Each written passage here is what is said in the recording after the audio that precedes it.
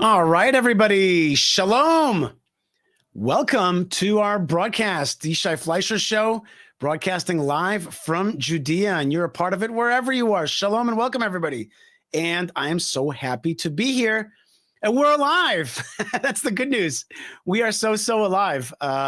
We are just, we had a tough week last week, but we are back on in the land. I'm on the land, made it home through a wacky way through Jordan, and got in time here to see the conclusion of the war. And what's so funny is that the war was like on big time last week, and now suddenly it's like off. That's really that's just the surprising thing. Is like a totally different energy suddenly here in the land of Israel. School is back to normal. And it's great to be back to have the kids get back to school. That's very important. I'm trying to go live here on the Instagram, but sometimes it is a problem. Anybody know how to, sometimes this go live button is a problem. I don't know what to do. It's nice to see everybody. Shalom to Miami. Hello from Miami. Yom HaGeulah. Amen. Okay. And then we got people saying Bibi's the greatest leader in history. And certainly we've had a very politically tumultuous time. And I'm just so happy that we are here in the land, and we are fighting to be alive. How do you feel about Israel? How do you feel about it? It's not like the whole world loves Israel these days. I'm not sure that Israel is in the coolest stead that it's been, but we definitely are fighting to survive, and hopefully we'll get back on the cool ladder as well. You know, I gave a speech in Washington, D.C., and I claimed that cool is a national security issue. Being cool is a national security issue because when you're not cool, the bad guys make Jewish hate and Israel hate cool, and that's bad for the world. That means that the world is not as good of a world as it was beforehand. There is one man who is very cool, and he is a cool international lawyer and one of Israel's most powerful and most eloquent advocates. He's also a professor of law at George Mason University Law School and a senior research fellow at Heritage in Washington, D.C. And his name is Eugene Kantorovich, and he joins me today. Shalom, Eugene. Good to have you with us. Shai, great pleasure. Eugene, the news has become such that if you're not watching the news for like 30 minutes, you're out of it, right? So, instead of me kind of pinpointing a question, I want to start with a more general question, which is, What's hot in your mind right now? Israel fought against Iran in a battle, maybe not a complete war. Seems like that battle has been won from top sources that I hear from. The Iranian nuclear thing has been not just like pushback, but really, really, really pushback. So there's definitely a sigh of relief. There's no question. My mom is like, there's no rockets flying. There's a sigh of relief. But how do you see the world today after the Am Kilavi war, the battle that we had with Iran? Is the world a safer place, a better place? How's Israel doing? World's a better place, and I think Israel's a better place. And Israel's a cooler place, to touch on your previous discussion. But, sometimes when you're cool, that also generates resentment. This operation, this war, battle, whatever you want to call it, was, I think, stunning, miraculous, and historically significant. And we can see that simply by looking at what people were saying beforehand. So beforehand, people were saying Iran's a huge threat, but too bad, Israel can't do anything about it. That was the Thomas Friedmans. That was all of the conventional policy analysts. Even in Israel, where people could not afford just throwing down their hands and saying can't do anything about it, conventional estimates of the army was casualties would be 100 times higher in the best case scenario. Right? This was like 97% of the expected casualties, and not in the worst case scenario. We know that it was amazing because everybody who says, who tries to poo-poo it now, was not saying that it could be done before. We did what everyone said could not be done, and we did it without a single military casualty. That is stunning. That is stunning. We killed their generals like they were nothing. Destroyed their nuclear reactors, blew up their airplanes, they could not score a single military casualty. And in fact, it is only the fact that Israel is merciful and is not into just killing people for the sake of it, that the Iranian regime continues to exist. Well, some people don't see that as a kind of good type of merciful. Some people challenge the leadership by saying, okay, but you didn't finish the job. You kind of left, it's like pulling up weeds. I remember my father would say to me, if you don't pull it up by the root, it's just going to grow back. So there is that critique saying, you didn't go for regime change. Other people say, regime change is not yours to make. Let the Iranian people do it themselves. And I think that there was a great effort to try not to strike at the Iranian people, to get the Iranian people on the side of Israel. There was amazing videos. There was incredible videos of the Iranian people. I played them last week. Amazing videos of, it looked like, the Berlin Wall type thing and the toppling of Saddam. It really had that feel to it. But still, other people critique and say, Israel, you didn't go far enough. You didn't go all the way. What's your response to that? First of all, I think the events that we saw were so momentous and so overwhelming that I don't think anyone is in a position to critique. And certainly anyone who did not, was not saying that this was going to happen, that we could have such a successful result, is not in a position to poo-poo it. That said, it's our objectives in a war in Iran are going to have to be very different from our objectives in a war with Gaza. In Gaza, we say we cannot leave Hamas in power. Why? Because they're right next to us. Iran is 2 countries over. So it's not really simple to change a regime. You can do massive amounts of damage, but in an authoritarian regime like Iran, and we're seeing this now, their most basic competency is regime preservation. You can take away everything. You can take away their air defenses, their nuclear weapons, but that's like, for them, that's all icing on the cake of the repression of their own people, and that's what they really do good. You can see this in all of our neighboring countries. The Egyptian army, gets its ass kicked by Israel, by Yemen, keeping their people down. That is their core competency, and that is a very hard competency to remove solely by air power. So in the without a significant commitment of troops on the ground, which seems implausible, it's very hard to go picking governments several countries over. Okay, all right. Although it's important to note that there were Israelis on the ground, as Eyal Zamir, the chief of staff, mentioned. He said that makes it even more amazing. But it takes more than some commandos to bring down a regime. Right, I understand. Okay, so then let's move closer to home. There's the and you and I discussed this off air a lot. There's the poo-pooers and the naysayers, and then there's the kind of the wowers, people who are like wowed by what's happened. October 7th, Israel was the chips were down. The situation was bad for Israel. Enemies overriding our borders, civilians being killed, threats from Hezbollah, from Hamas, from Iran. Now, almost 2 years later, Hamas has been greatly weakened. Hezbollah greatly weakened. Their puppet, the regime that can supported them, has been overthrown, and Iran has been struck real hard. But again, the naysayers say, well, what about Gaza? It's like you haven't done what you're supposed to do.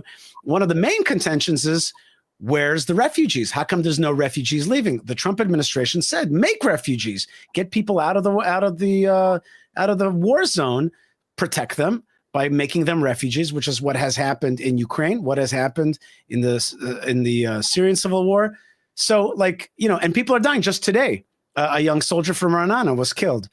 So in fighting in Gaza. So some people say, come on, you can't in 2 years take care of this terrorist organization playing in a sandbox 400 kilometers, in size, and you can't take care of it, Israel. What kind of army are you? So what do you say to those poo-pooers, naysayers? So first of all, they're partially right. There's a marked difference between our ability to deal with a large, let's say, terror group in a small territory of Gaza, right next to us, and our extraordinary abilities against the mighty Persian Empire. And there's one obvious difference. And that difference, of course, is hostages. Iran is not holding hostages. Now, by the way, there's a big Jewish community there, which is now apparently being greatly repressed. And right. I think there's been 700 arrests of the Iranian Jewish community. Speaking of hostages, out of a community of 8,000. Right. But we don't relate apparently to them as hostages. I think that's correct. We should not let the country of Israel be held hostage by this. And I think, if anything, the right response is to start taking Iranian generals prisoner, captive, in exchange for the Jewish community. But the hostages taken on October 7th are an Achilles heel. That is an ability by Hamas to limit our operations, blackmail us politically and psychologically. And there's a reason the army hasn't done more, right? They're afraid to hurt the hostages. And that just shows what a powerful weapon these hostages are for Hamas. And that's something about which policymakers need to constantly take into consideration. That is to say, it is as much of an equalizer as the difference in strength between Israel and Iran. That's how much power it gives to Hamas. That's one thing. And in terms of refugees, let me just challenge one point, which is you said needs to take into account. Well, that's debatable. I think I would argue that we're taking it too much into account, and that in fact we need to fight a war. Need to take into account that this is a vulnerability that we have, right? And they need to make plans for that, right? They need to understand how much this exposes our weakness. In terms of the refugees, but more people I think have left the border, have left Iran via the Turkish border than have left Gaza via the Egyptian border. More people like in 12 days. And wow. that is because Turkey lets people in and Egypt doesn't. And the question is, why is Egypt allowed to keep Gaza as an open-air prison while getting $3 billion in U.S. support? It gets in terms of in relation to its GDP more U.S. military assistance than any other country. Israel gets $4 billion, they get $3 billion, and that $3 billion means a lot more to them. That is their military budget. So they're being allowed to do it, and that's the horrible thing. Part of the also I think reason is it's hard to say, but there's a lot less enthusiasm of third countries to receive Gazans than Persians. I think that's a realistic thing. I think nobody wants to agree with that. In places where there's Persian communities, no one, they're practicing medicine. And people, look at the Glastonbury Festival today. People don't want that, exported necessarily to that country, the extremism that it breeds. But mostly the Gazans are being weaponized and used as sort of human shields, not just by Hamas, but used by the international community and used by Egypt as they want them there in Gaza to suffer, because it's their suffering is the greatest weapon against Israel. And one thing I would like to see President Trump, who I think has been absolutely terrific about, is being a little bit more leaning into this, right? He came up with the Trump plan. It's his idea, but he's the only one who can make it possible, because the Trump plan is not Israel expels the Gazans, because Israel is not going to do that. Rather, the Trump plan is let the Gazans leave, but it's not Israel who's holding them back. It's Hamas to some extent, and Israel can deal with that. But other than that, it's Egypt, it's the United Nations, and it's only the United States who can say to Egypt, let those people go, let your people go, let the Gazans go. They don't have to stay in Egypt, but they need an option. And it's clear that Hamas is horrible for them. They hate Hamas. They want to escape Hamas, and they want a better life. So you're saying that President Trump can do more. It's his plan to open up that border with Egypt. Egypt is basically a client state of the United States. Before we go on to the question of President Trump, and I actually did very much want to ask you about that, you mentioned Glastonbury, the music festival there. Is this guy's last name Villain? Is that the guy's name, like Bob, or is it like Violent or something? I don't know, but like I read it, his name is Vyln. He has a very regular hyphenated English sounding last name. Actually, that's like his stage name. Oh, well, as we say in Hebrew, Kishmo Kenhu, as his name, so he is. I read it Bob Villain. Let's take a look at this video for a second together and just see, you know, it's in the news. I want people to see, because I am rarely shocked. Yep. I'm rarely shocked because I've been in the business for a long time, the business of Zionism and of this is of helping Israel be strong. But this, I admit, I would say taken aback. I was like, wow, I couldn't believe this. Let's watch Bob Villain at the Glastonbury Music Festival singing. You'll see. Death to the IDF! Death to the IDF! Death to the IDF! Death to the IDF! Death to the IDF! Hell yeah, from the river to the sea, Palestine must be, will be, inshallah, it will be. Yeah. Wait, why did I pause? Death to the Wait 1 second. I don't know. It got stuck there. But in any case, we're talking about a massive stage here. And the guy, I mean, it's not just Palestine will be free. He's telling us that, you know, the other side of Palestine will be free, which we all understood what it means. Palestine will be free. The other side of that is death to the Jews. And here, you know, he's almost saying it all the way, but now he's just saying death to the IDF, death, in other words, death to Israel, death to Jews. And that's being accepted as a normative call out there at a big music concert. It's kind of, there is an irony that some people have pointed to that October 7th, also a big, you know, hit of October 7th was at a music concert. And at the same time, in your field, in international law, we see that Ireland is now banning products from Israel. And so Israel may be showing amazing abilities and great cooperation with the United States, bombing Iran far away, taking out its generals and its nuclear reactors. But on stage, literally and figuratively, Israel is suffering at the hands of an alternative message that seeks to destroy Israel and replace it with a Palestine. Like, how do you fight? People say you can't kill an idea, but I don't know about that. I think we've killed many ideas throughout history, but this idea is far from being killed. What do you say? Yeah, I think what we're seeing here, first of all, it's just as much Were you about. shocked by this video? Were you shocked at all? I was pretty shocked. It's more about Europe than it is about Israel, I think. I saw some people liken it to the Nuremberg rally, except we see a real decline of generations there with Leni Riefenstahl's filmmaking and cinematography. The Nuremberg rally looked much better than this. It was much better. Pretty big.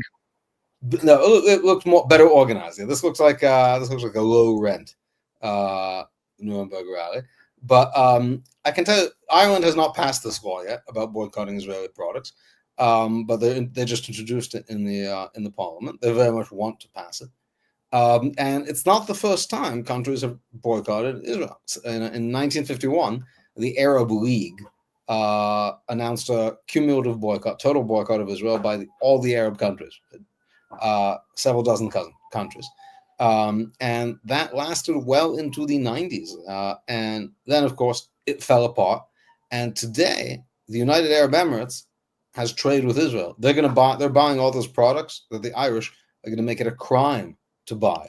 There used to be this Arab League boycott. They would boycott any company that even did business indirectly with Israel.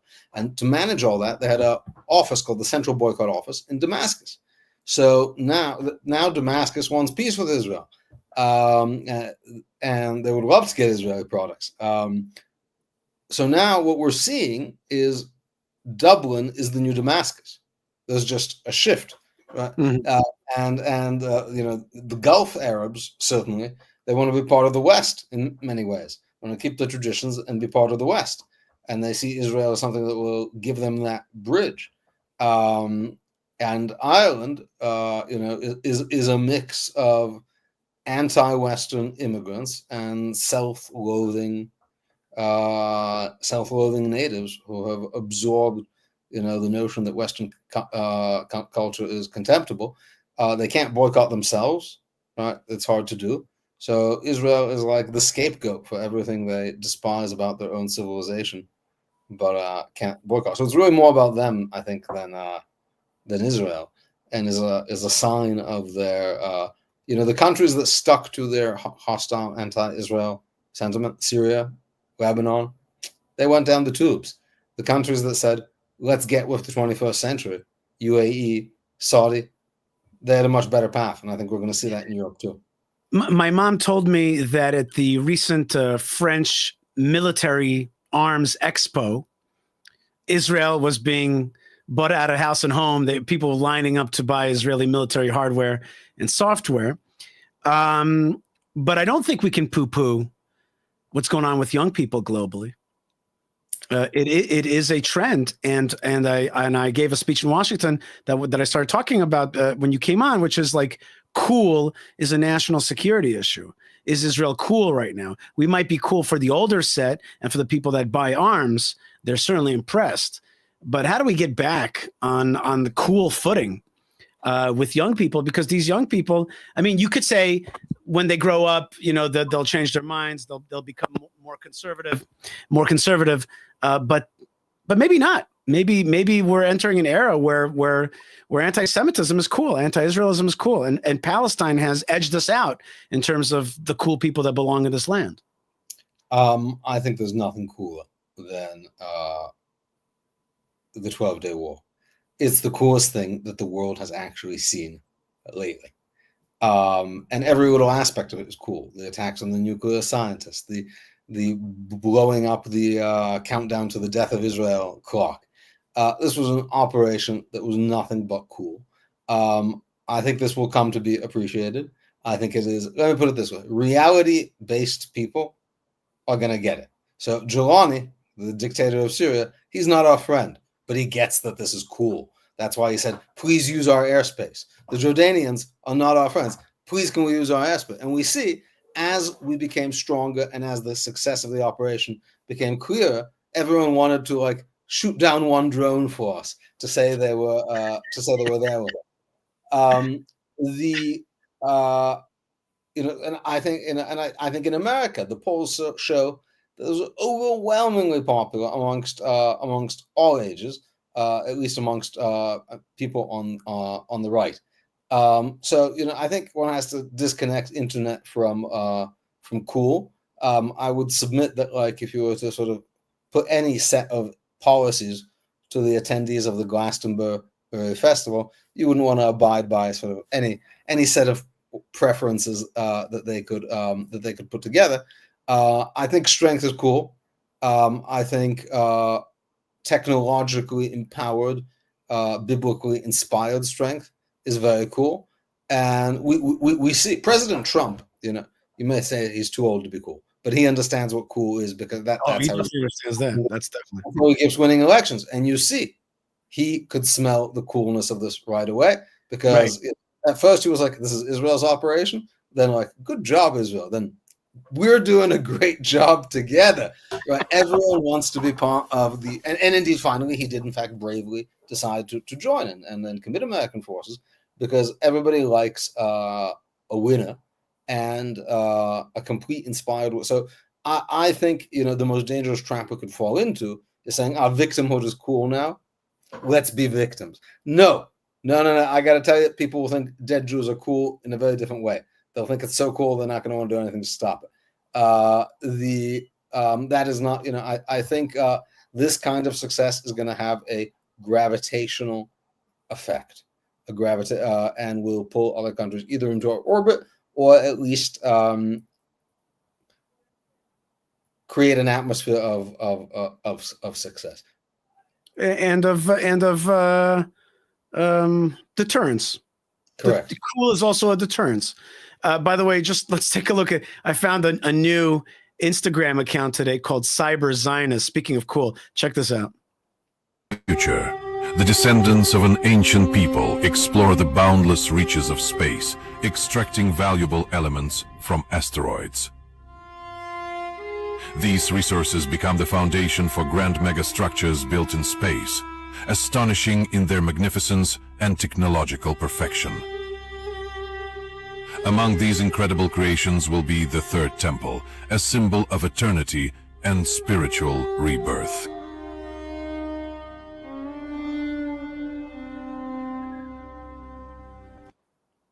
Okay.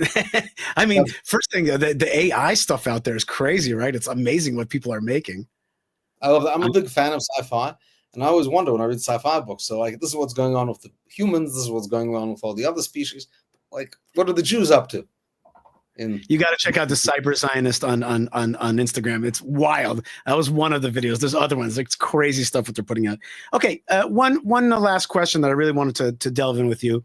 You've mentioned his name a few times here, and no doubt he is a fascinating global player, part president, part king, tsar, right? He's a figure. I don't even know if he's out of those storybooks. He's just an incredibly unusual figure. He's temperamental. One day he's with us, another day he's saying "F you," and then he's with you again, and then he's threatening the courts that are trying to the lawsuits against Netanyahu. It's President Trump. What an unusual figure in time. So help me understand President Trump as you understand them in the 12-day war. In his recent defense of Bibi, we were led to understand that he's got a thing against Bibi. He's got some issues with him. Now he's out there defending him against Israeli courts. The Israeli right wing is coming to the defense of the Israeli courts saying, why are you getting involved? Other people are like, why don't you guys just shut up? He's trying to fight the deep state. What a fascinating global figure. On the one hand, he's in Qatar's pocket. On the other hand, he's sending B-2s to Iran, and then he says, don't fight anymore, make peace. Just a fascinating figure. It's hard to even know, where he is, what he stands for. But one thing, there was a guy who I spoke with said to me, he doesn't like Trump, and he says to me, but I'll tell you what, he's presidential. Definitely a man that knows how to wield power. So that's my question to you. Who is President Trump? How do you see him? I understand President Trump, and I think he's remarkably consistent. The key to understanding President Trump is not to believe everything you read in leaked stories from anonymous sources about what Trump is thinking. We have the same genre in Israel. The Haaretz columnists who somehow claim deep insight into Netanyahu's psychology. They don't know anything. And I think it's the same with the Trumpologists. The only way to know Trump is to read what he says, and more importantly, see what he does. And He has always been a critic of the Joint Comprehensive Plan of Action, by which Obama firmly set Iran onto a nuclear footing with U.S. blessing. He has always been a critic of that. He has always said he's not going to give let Iran have a nuclear bomb. He has been remarkably consistent. And, when he makes tactical decisions, we're going to give him 60 days to Iran to talk. People get, start taking those as strategic. Oh, this means he wants to make a deal with Iran just like Obama did. No, that's what it would have meant if it's Obama, but it's not Obama. And he's been remarkably consistent to those. He's been amazingly supportive of Israel. And he, I think, understands the asset value of Israel to America. He looks around at NATO, which he's very critical of, these countries which can't defend themselves, and says, wow, here we have an ally that's actually worth dealing with, worth supporting, that can get the job done, and really tee us up for a win. So I think we live in an oversaturated media atmosphere, where we're parsing every tweet of, you think Donald Trump is temperamental? Churchill and Roosevelt didn't really like each other. Churchill really didn't like Roosevelt. Montgomery and Patton could not be in the same room together. They had to send aides even when they were in the same town. It's very hard to have high-level relationships dealing with big, intense, stressful stuff and not lose your temper sometimes. Donald Trump puts it all on Twitter where we can see it publicly. So we see the friction maybe more than in other relationships.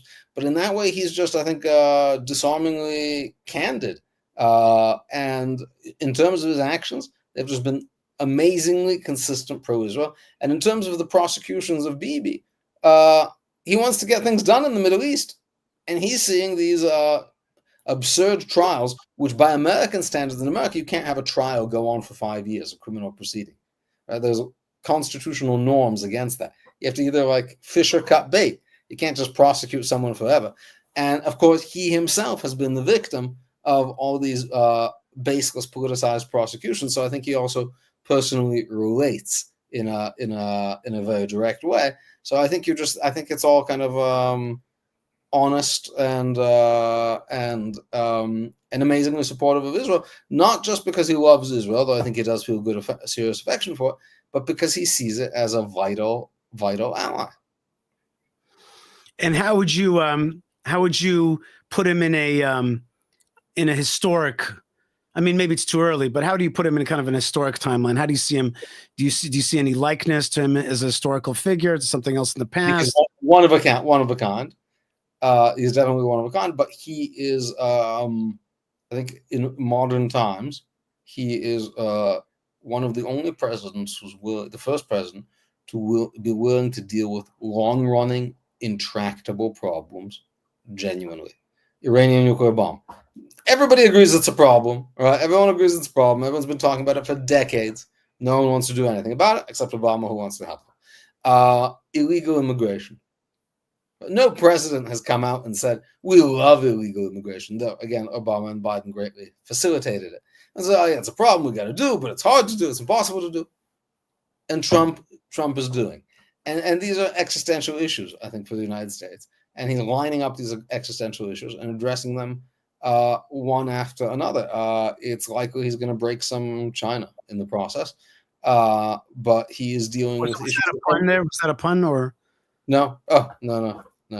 No, by the way, I think China now is, I'm sure they're revisiting all of their Taiwan plans. I think we just bought Taiwan sometime. And, people tell stories about, Putin's, he's in Putin's pocket. He likes Putin. Putin calls him up and says, let me mediate between Israel and Iran. He says, why don't you mediate yourself first, right? That's pretty sharp. That's pretty good. He wants to give everyone a chance. I think he's very conscious of his power, and tries to create a framework of fairness even with enemies, but is not going to get swept away by that rhetoric. We've seen a lot of leaders who say we want to try peace, and then they get swept up by the rhetoric of peace. So Trump can keep it in a box, right? If only in the Oslo process we could have had leaders like that, right? Trump says 60 days. 61 is when the bombs start falling. That's right. We'd be like, day 61 is when we'd be talking about like a 2-week renewal, etc. Professor Eugene Kantorovich, you said that Israel is a real ally because Israel knows how to pull the trigger, knows how to actually take care of business, give the U.S. an advantage that it maybe didn't have before. But listen to what Tucker and Matt Walsh think about Israel. Check this out. Without being propped up by the United States. You think so? Its nuclear program came from the United States. Its weapons come from the United States. Its economy is supported by the United States. I'm not attacking Israel. I'm just saying in point of fact, I think that's true. And I mean, Israel thinks it's true, or they wouldn't have armies of lobbyists and influencers in the United States. Bibi wouldn't have shown up twice in the past 3 months. Any country, if there is any country out there that fundamentally cannot exist without being subsidized by American taxpayers, then not only should that country not exist, but that country already does not exist. It's not really. That's interesting. It's not really a country. Right? No, it's. Okay, that was Matt Walsh and Tucker Carlson. Your response? I'm not sure what that dialogue exactly means. Well, I think you know what it means. They're trying to say Israel doesn't really exist. It's a fake country. It's propped up by the United States. It needs the United States, and it exists on its dole. No matter that. These are all definitional things. Applying this standard, right? It turns out lots of countries don't exist, right? South Korea, thought it was a pretty real country. I drive one of their cars. It's very reliable, but they have 30,000 U.S. troops stationed there, right? Israel, 0. Germany's not a real country. They have hundreds of thousands of U.S. troops there and have since 1945. Do they not exist? right? The entire NATO alliance is dependent on the United States. Does all of Europe not exist? Egypt, as we mentioned, $3 billion a year from the US, maybe Egypt doesn't exist. Jordan, an important recipient of American aid, Jordan doesn't exist. And of course, Qatar, which Tucker has expressed great sympathy for, has armies of lobbyists in the United States. So maybe they don't exist either. So maybe it's like a matrix thing. Maybe nothing exists. I think that's the conclusion. Or the conclusion is that they're purposefully picking on Israel and purposefully. One second. Purposefully. Can you hear me? Did I lose you there?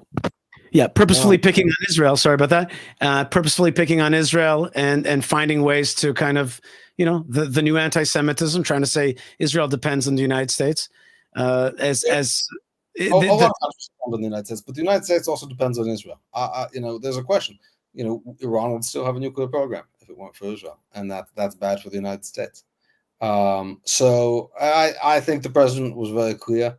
In distancing himself from Tucker, I've never seen an individual thrown so violently under the wheels as Tucker under the wheels of the president's tweets during the war.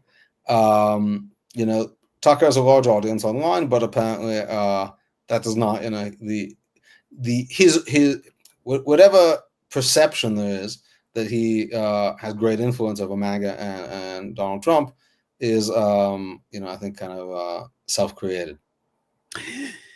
Professor Eugene Kantorovich, expert in international law, professor of law at George Mason University, and now also at Heritage as senior fellow, research fellow. Thank you so much for being with us. That was a lot of fun. And did you, just like final question, did you say some kind of l'chaim or did you have some kind of religious, spiritual, existential cheers said or prayer said in thanks for the glorious victory that you spoke of at the beginning? I thought you were going to say Gimmel Tammuz, the Lubavitcher Rebbe, which is today, which is also a very important day. I think the movement he started has only become bigger and more important since his death, and I think had a lot to do with Donald Trump being elected. When Donald Trump went to the grave of the Lubavitcher Rebbe during the election, which was at a low point in his campaign, said this is going to make a difference, because he was doing it because he understood that this is leadership. Now, there's nobody who knows who the Lubavitcher Rebbe is who wasn't already voting for Donald Trump. Right? All of Crown Heights voting for Donald Trump. So he did this out of genuine respect. He wrote a very nice letter today. And yes, I did have a l'chaim for the amazing victory of the 12-day war. We need to be more grateful for these things. That's right. We do need to be grateful. Eugene Kantorovich, I'm grateful for you. Thank you so much for joining us today. Take care. All right, folks, you are watching the Yishai Fleisher TV and the Yishai Fleisher Show. We're broadcasting live from Judea to the world, and we're having so much fun, and you are joining us from all over the world, and that is just so great. I want to thank my producer, Yo, who is behind the scenes right now, rocking it and making it happen. And there is so much to talk about. And these weeks run by so quickly, and myself just getting back to work, flew back into the country, and just kind of like getting back into the family zone. And it's summertime here in Israel at the same time, so a lot is coming at the same time. We have many more guests, and I want to tell my producer, Yo, that I am ready for the next guest when you get a chance. Until that point, let me see if I could send, make sure that I have, oh yeah, good. It's coming in soon. Great. I want to do a little rant here for a second. My rant is about the issue of the word Zionism. Now, some people in the religious community don't like the word Zionism. They understand Zionism to mean secular Zionism. I certainly do not define Zionism as secular Zionism, because the word itself, Zion, is a religious text. It's a religious name for Jerusalem and for the Temple Mount. The word Zion, by the way, comes from the word Tziyun, which means marker. The Zion marks the heart of the world, the very place that the world was created from, and the place where the world gets expiation and redemption from, which is the Temple Mount in Jerusalem, where there stood two temples, where Abraham almost sacrificed his son Isaac, and where we pray and hope and believe there will be a third temple. Now, that word recently, Zionism, has been used as a negative term, as a slur by our enemies. Our enemies are like, he's a Zio or a Zionist, and they have all these kind of negative terms about that. I just want to tell the enemies of Israel, when you use Zionism as a negative term, that is not how we perceive it, okay? No matter what you do to the word Zionism, no matter how many times you say it in like a, angry face, you go, Zionist, the Zionist. My favorite is the Zionist entity. Yeah, baby, I'm the Zionist entity. And you can't stop it because we're moving forward. The Zionist entity is coming to a Holy Land near you, okay? We're moving forward. We're creeping forward. And my point is that the word Zionism, you can't say it badly to me. You can't say it in some like bad way. It's like saying ice cream and being like ice cream, or saying love, like he really loves his land. It's not bad. There's nothing bad about Zionism. Zionism is Jerusalem, the building of Jerusalem, the rebuilding of the Jewish state, the ingathering of the exiles, the rebirth of the Hebrew language, the rebirth of the Israeli military. It is a miracle. Zion is a miracle. Zion is a blessing. The word Zion is a good word. You cannot dirty it. Now, it happens to be that the jihadis have managed to take great words and to dirty them. I'll give you an example. Gaza. Gaza used to mean beautiful beaches in the Middle East, an ancient and beautiful piece of land that you could have, really gone to swim in the sea, to swim in history, and to touch it and hopefully build up again Gaza to be something beautiful. So they took Gaza, they turned it into something horrible. It's no longer a good thing. It's a bad. You say the word Gaza, people are like, oh, that's bad. But Gaza used to mean, when I was young, it meant one of the most beautiful beaches in the Middle East. I'll give you another example. Hebron. Hebron, the word itself means connection, connectivity. You say Hebron, it means like you're connected. That's where you say Hebron, you're talking about the forefathers and mothers who are buried there. Abraham and Sarah, Isaac and Rebekah, Jacob and Leah, that's Hebron.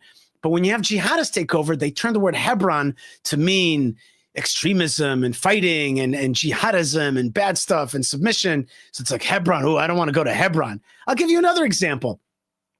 Baghdad, right?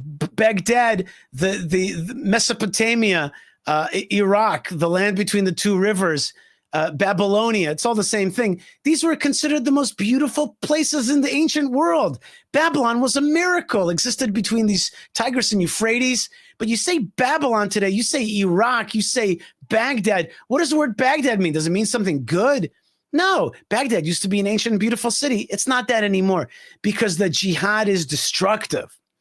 But we will keep the word Zion and Zionism and the return of the Jewish people to the land of Israel as what it is, which is glorious, a light, a rebirth, a renewal, a resurrection of this ancient city brought back to life. That's the ultimate resurrection, is the rebirth of Yerushalayim. So keep calling me Zionist. Keep saying that with your angry, dirty face. Zionists. They're Zionists. We got to destroy Zion, the Zionist entity. The Zionist entity. I'm the Zionist entity, baby. And I'm coming back to the Holy Land big time. And the Zionist entity is going to go back to Zion and build that third temple. That's just the way it is because Allah wills it, because God wills it. And you can't stop it. That's just the way it is. You can keep trying to use Zionism as a dirty word, but it ain't gonna work because there's nothing more beautiful than the rebirth of Yerushalayim, rebirth of Jerusalem. All right, let's go on to our next guest. We have a very special author and journalist, one of Israel's finest. His name is Ariel Kahana. He's on really all the major media, interviews him, and he writes. I actually don't know. I want to ask him, who are you writing for today? Because he's written for Makor Rishon, for Israel Hayom, for many of the newspapers, and he's really one of the most trusted voices. When you see his byline, you say, okay, this guy knows especially about international relations that Israel has, especially about the United States. And I worked with him years and years ago at Arutz Sheva, and it's an honor to have Ariel Kahana. Ariel Kahana, shalom, sir. How are you? Welcome to the show. Shalom, Isha. How are you? Good to be with you. I'll tell my wife all you just said about me. I hope she will be convinced. It's true. It's true. Who are you writing for these days, by the way? You're right. I'm writing mostly for Israel Hayom, daily newspaper. And but as you said, I'm also doing a lot of TVs, radios, whatever. In our times, you have to do all what you have, including showing in your show. That's right. That's the Yishai Fleischer show. There you go. Ariel Kahana. Let me Wow. make myself say I don't look so good. Okay, hope this is better. My job of my show is not just to bring out truth, it's to bring out the voice of Israel and to bring out Israelis. So don't try to fix your shirt too much. It's we got to be the real Israelis. Is that what we're bringing to people? Because a lot of times people don't hear from real Israelis, and certainly not from the national side of the political map. Ariel Kahana, You're right. Some of us are schleppers. You're right about that. Okay, you said it. Listen, in your many years in media, has there been days? But I want to tell you, Isha, and that's one of the reasons why I was not prepared so much, if I may, that actually today I had a miracle. Okay, my wife, and this is serious. My wife and I actually went through a car accident. We are all fine, Baruch Hashem. We're 100% fine, but there was a bus in Jerusalem that actually crushed about 10 cars, including mine. Baruch Hashem, again, we are 100% okay, just some little pains, but once again, it reminds you how much the roads can be dangerous, and at any point, any moment, we are depends on God's mercies, and Baruch Hashem, today we had it, so we are good. And the car, was it what we call in Israel total loss? It's not total loss, but there is a loss. I think tomorrow I know a little bit more. But who cares about the car? When we are safe. In Hebrew, we say "hapach nishbar v'anachnu nimlatnu." Exactly. The tin was broken, but we got out safely, and that's why we say Baruch Hashem. Yeah. Those Iranian missiles, though, they were pretty serious. People were really scared in Israel. I was stuck in America and made it in right for the tail end. I made it for not this past Friday, but only the Friday before. So I got a chance to be with the family, even through some of the sirens and the bombing in Iran. But that was a pretty serious, and we lost not a few people. What was your impression of the mood in Israel and the capacity of Iran to strike at Israel? What did you think about that? So it's talking about impressions. I had the option to see in my own eyes from where I live, which is in Binyamin area. It's over the hills, and in some of the attacks there were no alarms here where I live in Adam, so I could go out and see in my own eyes the missiles falling down in the center of Tel Aviv area and Bat Yam and all those places. And at some of the attacks, I could tell my friends in Israel Hayom online for the website, this was a big attack. We're gonna suffer seriously. And sometimes I could see it was minor. But when I tell you that to see the missiles falling so fast into civilians areas, which and you see the giant light after they fall down, because some of them our missiles didn't intercept everything, right? It was about 10% that the Iranians succeed to send into our cities. So and people are talking about those missiles as if it's a kind of nature that Israel will be targeted with missiles. No, it shouldn't be so. No country should be targeted by missiles. But that's and of course not on civilian areas, but that's what happened here. So that's what happened on the ground. But and by the way, people have to know the numbers. There were thousands of apartments that were damaged, in many cases destroyed. It's going to cost about 4 billion shekels. 4 billion shekels just to fix the civilian apartments. I'm not talking about how much the war cost, all the planes, etc., etc. Just about civilian damage. Okay. Now, the point is that although so many people lost their homes, in some cases lost their loved ones, lost their property, lost the memories, the albums, everything was destroyed. At the same time, you could hear people so strong telling the government and the IDF, keep going, don't stop, fight them, finish them. And you know, the contradiction between the pain, between the price and the power was, to me, you know, inspiring. We know the people of Israel, Isha, you and I, we know one each other for many years. We know the strengths that we have in the people of Israel.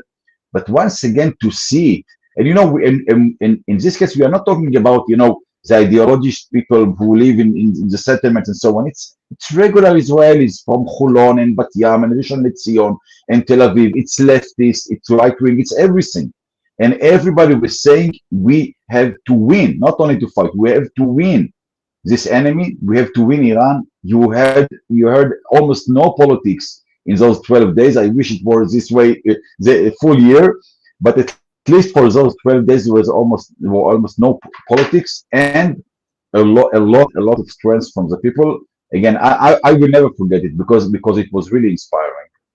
And you're a political writer, so you're dealing a lot of times with Israeli politics, and there's a lot of backbiting, you know, and even like Yair Lapid and people, the heads of the opposition, they just supported the war. They just kind of went quiet a little bit, and you know, it was a special time. It was a miraculous time. I have to tell you, Arik, I was stuck in America, like so many of our friends. We already had WhatsApp groups of just people stuck, and I suddenly, as the war started, I felt like I didn't even feel. I was just like, I can't be here. I got to go home. I just got to go. I didn't even. It wasn't like I was in. Everybody told me. All my rational friends were like, just stay in. You're fine. You're good. Just stay where you are. Keep working. And I'm like, you're right. I just can't do it. I got to go home. And I flew through Jordan, through Amman, and came in just to be with the family, just to be in Israel. It was a miraculous time. I don't think we've totally digested it, have we? We haven't totally digested that victory, and to see, you know, but I must say, Isha, you were not the only one. There were about 150,000 people who were stuck abroad, just like you, and wanted to come home. Right. Okay.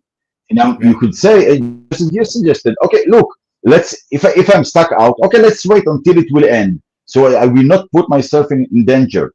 No, right. People said the opposite. We want to be in our home, although the missiles, although the risk, we want to be in our home. We want to be in Israel.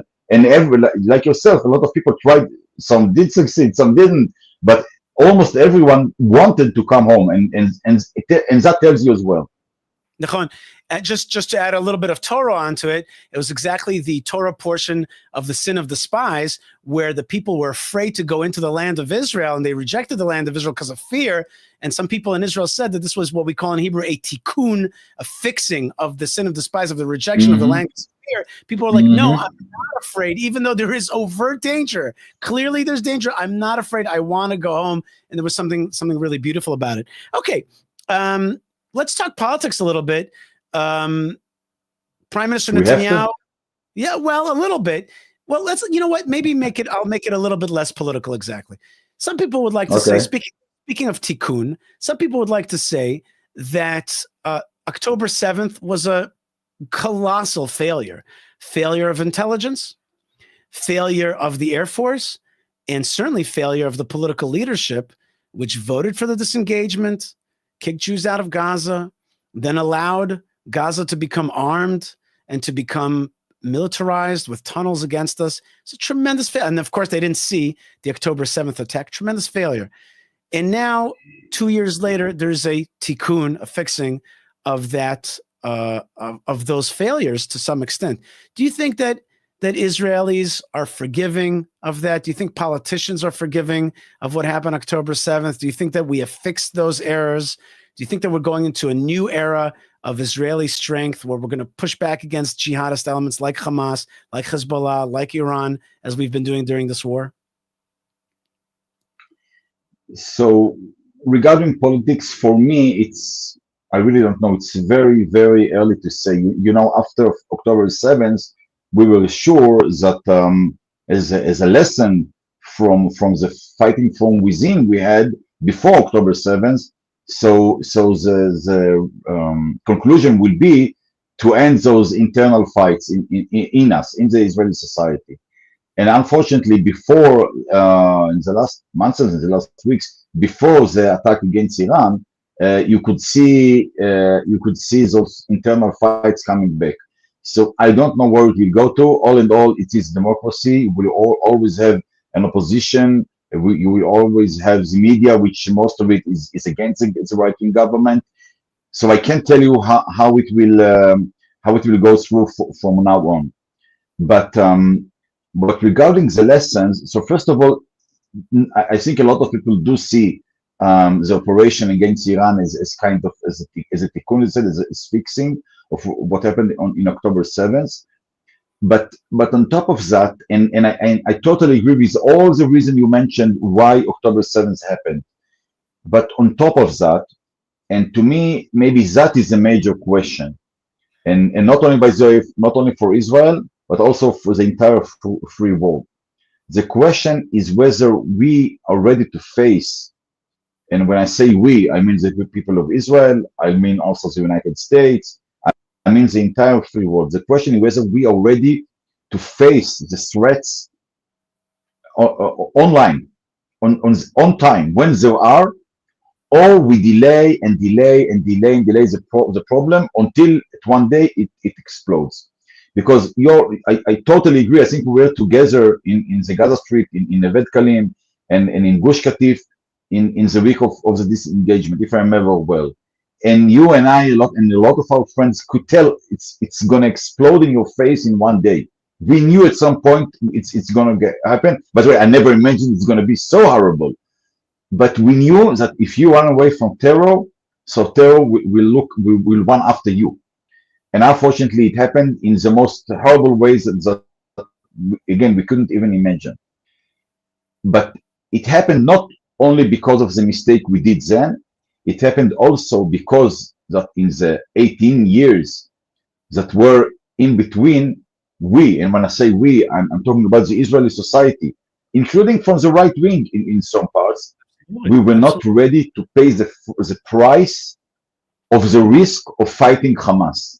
The plans to fight Hamas were there always, but the Israeli society, and it's very hard to exactly define what it is, but the common wisdom was, let them be there in Gaza, the Hamas guys, we can handle it the way it is, don't fight them, don't win them, do not destroy them, let's manage it. And one of the reasons was we are afraid that if we will go in Gaza back, then we will have hundreds of casualties. So we delayed the problem. We know how it ended. And Baruch Hashem, after almost 2 years now, with the Israeli leadership, with Netanyahu navigating it, with the IDF, with the brave soldiers, with the families of the soldiers, really, we couldn't make it without them, that's for sure. But Right. we were able to change the entire region because of that bravery and all of those moves. But the lesson, we have to remember it as Israelis, but in my opinion, correct me if I'm wrong, the entire free world must remember it. If you will not face the threats when they are online, when you see them, if you will delay the problem, one day it's going to explode. And that's, to me, last sentence, that's one of the reasons why I so much appreciate what President Trump did with Iran. Because not like Roosevelt in the 30s, who didn't want to face the challenges with the Nazis and with Japan, Roosevelt was listening to I correct my English, the isolationist people in his party. Trump said to Tucker Carlson and all those guys, I'm gonna face this threat. I'm gonna fight it, and he did it. And in my opinion, he avoided a war that would come in a few years because he now dealt with Iran and let us to do it. So to me, that should be the lesson from October 7th for us and for others. That is a very important point. Your point is that you got to face the threats when they come up. And yet there are threats that are still coming up that we're not facing. I played this video in my last segment, but I want to play it again. Here's a giant concert of this guy, Bob Villan, in Glastonbury, and thousands of young people are chanting death to the IDF. Let's watch this video. Death to the IDF! Death to the IDF! Death to the IDF! Death to the IDF! Death to the IDF! Hell yeah, from the river to the sea, Palestine must be, will be, inshallah, it will be. Okay, that is what's going on out there. There's another threat. The threat of young people around the world falling into. I mean, that video is shocking. That video is like some kind of neo-Nazi rally, right? That video is like the calling for the destruction of the Jewish army, the calling for the erasure of Israel. I mean, that is young people around the world celebrating the, what? 1 second. That is young people around the world celebrating, what the coolness of hating Israel. That's a problem that I don't see the state of Israel really tackling yet. What do you think? I don't think the state of Israel should or can fight or win the entire anti-Semitism around the world. I do agree with the compare you made. It's like the Nazis in the 30s in the previous century. Back then, until World War II began, you had quite a lot of support for the Nazis all around Europe, by the way, including in America. If I remember well, even the father of President Kennedy, at least people say, he was supportive of the Nazis. People didn't understand what the danger is. Churchill was from the really, he was quite alone about that, and people even made less of him because he did warn what the Nazis, what the nature really is. And just like then, in our time, the Jews are the example, are the tool. Okay, it's not about us. It's not about the Jews. The problem with the clip you just showed is not for us. We have our country. Any Jew who feel risk in his home, in his country, is invited to come to Israel. It's not 100% here, but at least it's our home, and we have the power to protect ourselves. The problem with the clip you showed, is this concert happened in the UK, right? Yeah, that's right. Yes. Okay, so it's their problem. It's the cancer is over there. We know what the problem is. We are dealing with it. We opened our eyes in October 7th, 2023. They are still blind. Because, by the way, I did make a visit about a year ago to Britain, to London, to learn about what's going on there. If you have a parliament members who must resign or shut up because their homes or offices, someone is burning them with fire, that means that your society is not a democracy anymore. It's not free anymore because you are afraid of violence. And the police is not even handling it. And the Secret Service is not handling it. They are unable to protect their own basic values. So I'm very sorry for that. But that tells you that, the first democracy in the modern world is falling down. It's unbelievable, but that's what's going on. And if you don't have the communists, I call it either being bought or bullied. They're bought or bullied, or both. Bought, bullied, or both. That's what I call it. Either they're bullied to say what they say, or bought to say what they say, or probably part of both, and that's the state of affairs. Speaking of going out to England, you're going out to the East Coast in the United States on a speaking tour. Is that right? Bezrat Hashem. Yeah, in September. Yeah, I hope so.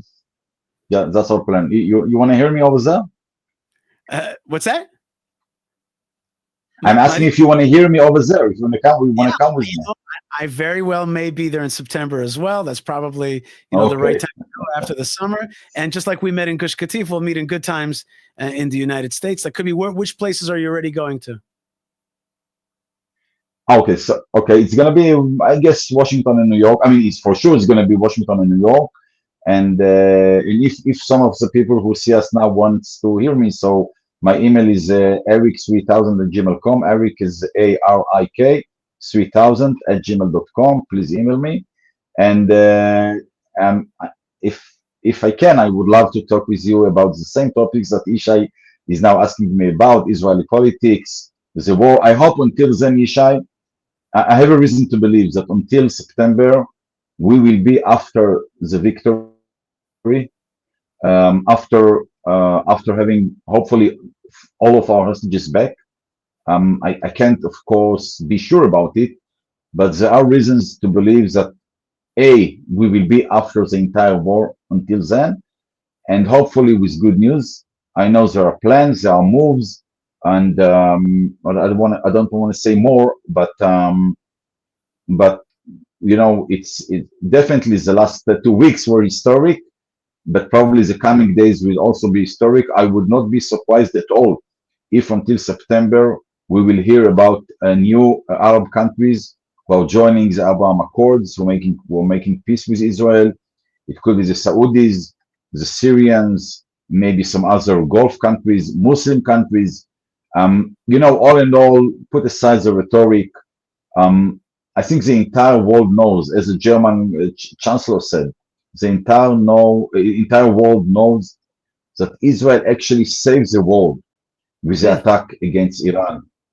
And therefore, you know, people wants to be in the good side, people wants to be in the winner side, and thank God, Baruch Hashem, again, just because of the bravery and the smart of our soldiers and our commanders and our political leadership, due to all of that, we had this tremendous victory against Iran, and hopefully we will have the political results as well in the coming future.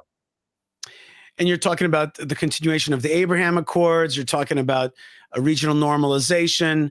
And, you know, when you have more Arab countries making peace with Israel, or normalization, I prefer, then, you know, countries like Iran, like Ireland, you're like, what are you guys doing? What is your problem? Like, we're living fine in this region. We've got, you know, Arab neighbors that want to normalize with us, but you want to, you know, continue that hate. It doesn't make sense. It must come from some kind of anti-Semitism or hyper-Europeanism, whatever it is. You know, it's the old anti-Semitism, the old Christian anti-Semitism, old European anti-Semitism, now connected to the new one, which comes from the Muslim world, from the extreme Muslim world. I want to emphasize, Isha, by the way, because I know you were also in the UAE. There is no fight between Judaism and Muslims. That's not the story, in my opinion. The story or the fight is against the extreme Islam, the violence, the terror. Because, you know, God is God. We believe in God. We do not believe in violence, in doing bad, in doing horrible things. That's what we don't believe in. And by the way, those Arab countries, by the way, not Qatar, but other Arab countries who will join the Abraham Accords are coming to Israel because they know that Muslim, or at least religion, doesn't mean, or I put it in other words, they reject the extreme Islam. The UAE rejects the extreme Islam. The Saudis, after the 9/11, understood they have to reject the extreme Islam. So Bahrain and Morocco and other countries. And now you have others which secretly, as Marco Rubio said, secretly are coming to the US and telling President Trump, please attack Iran. Publicly, they're saying the opposite. But under the table, they know very well what should be done. And it happened, and therefore there is a basis for you said normalization, peace. I would even say shared values. I would say shared values because in my opinion, because the fight is not against the Islam. The fight is against the extreme Islam, against terror, against violence, and so on. That's the way I see it. I like the word jihadism. I like to use the word jihadism to talk about this extreme Islam. Okay. I call it jihadism. You know, when you see it, you know exactly what it is.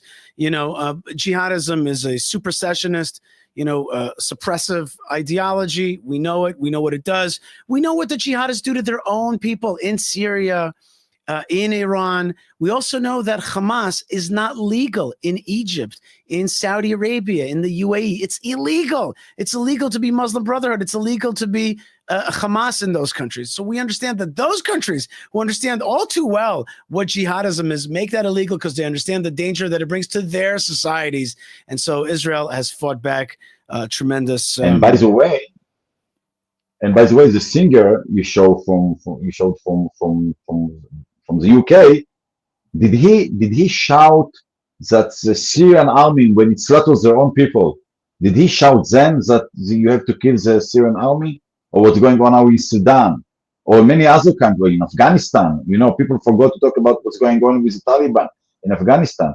Did he also then shouted, okay, kill them? No, they don't mind. Just when it comes to us, then they become as if, you know, very moral, as if, right? Right. Yeah, and it's like what a loser. You're calling for the destruction of Israel. It's not going to happen. Like you're just misleading your people. It's never going to happen. Israel just proved its strength, and you're calling for its destruction. Still, though, that is a cancer that we have to fight. Ariel Kahana, I want to thank you so much for joining us.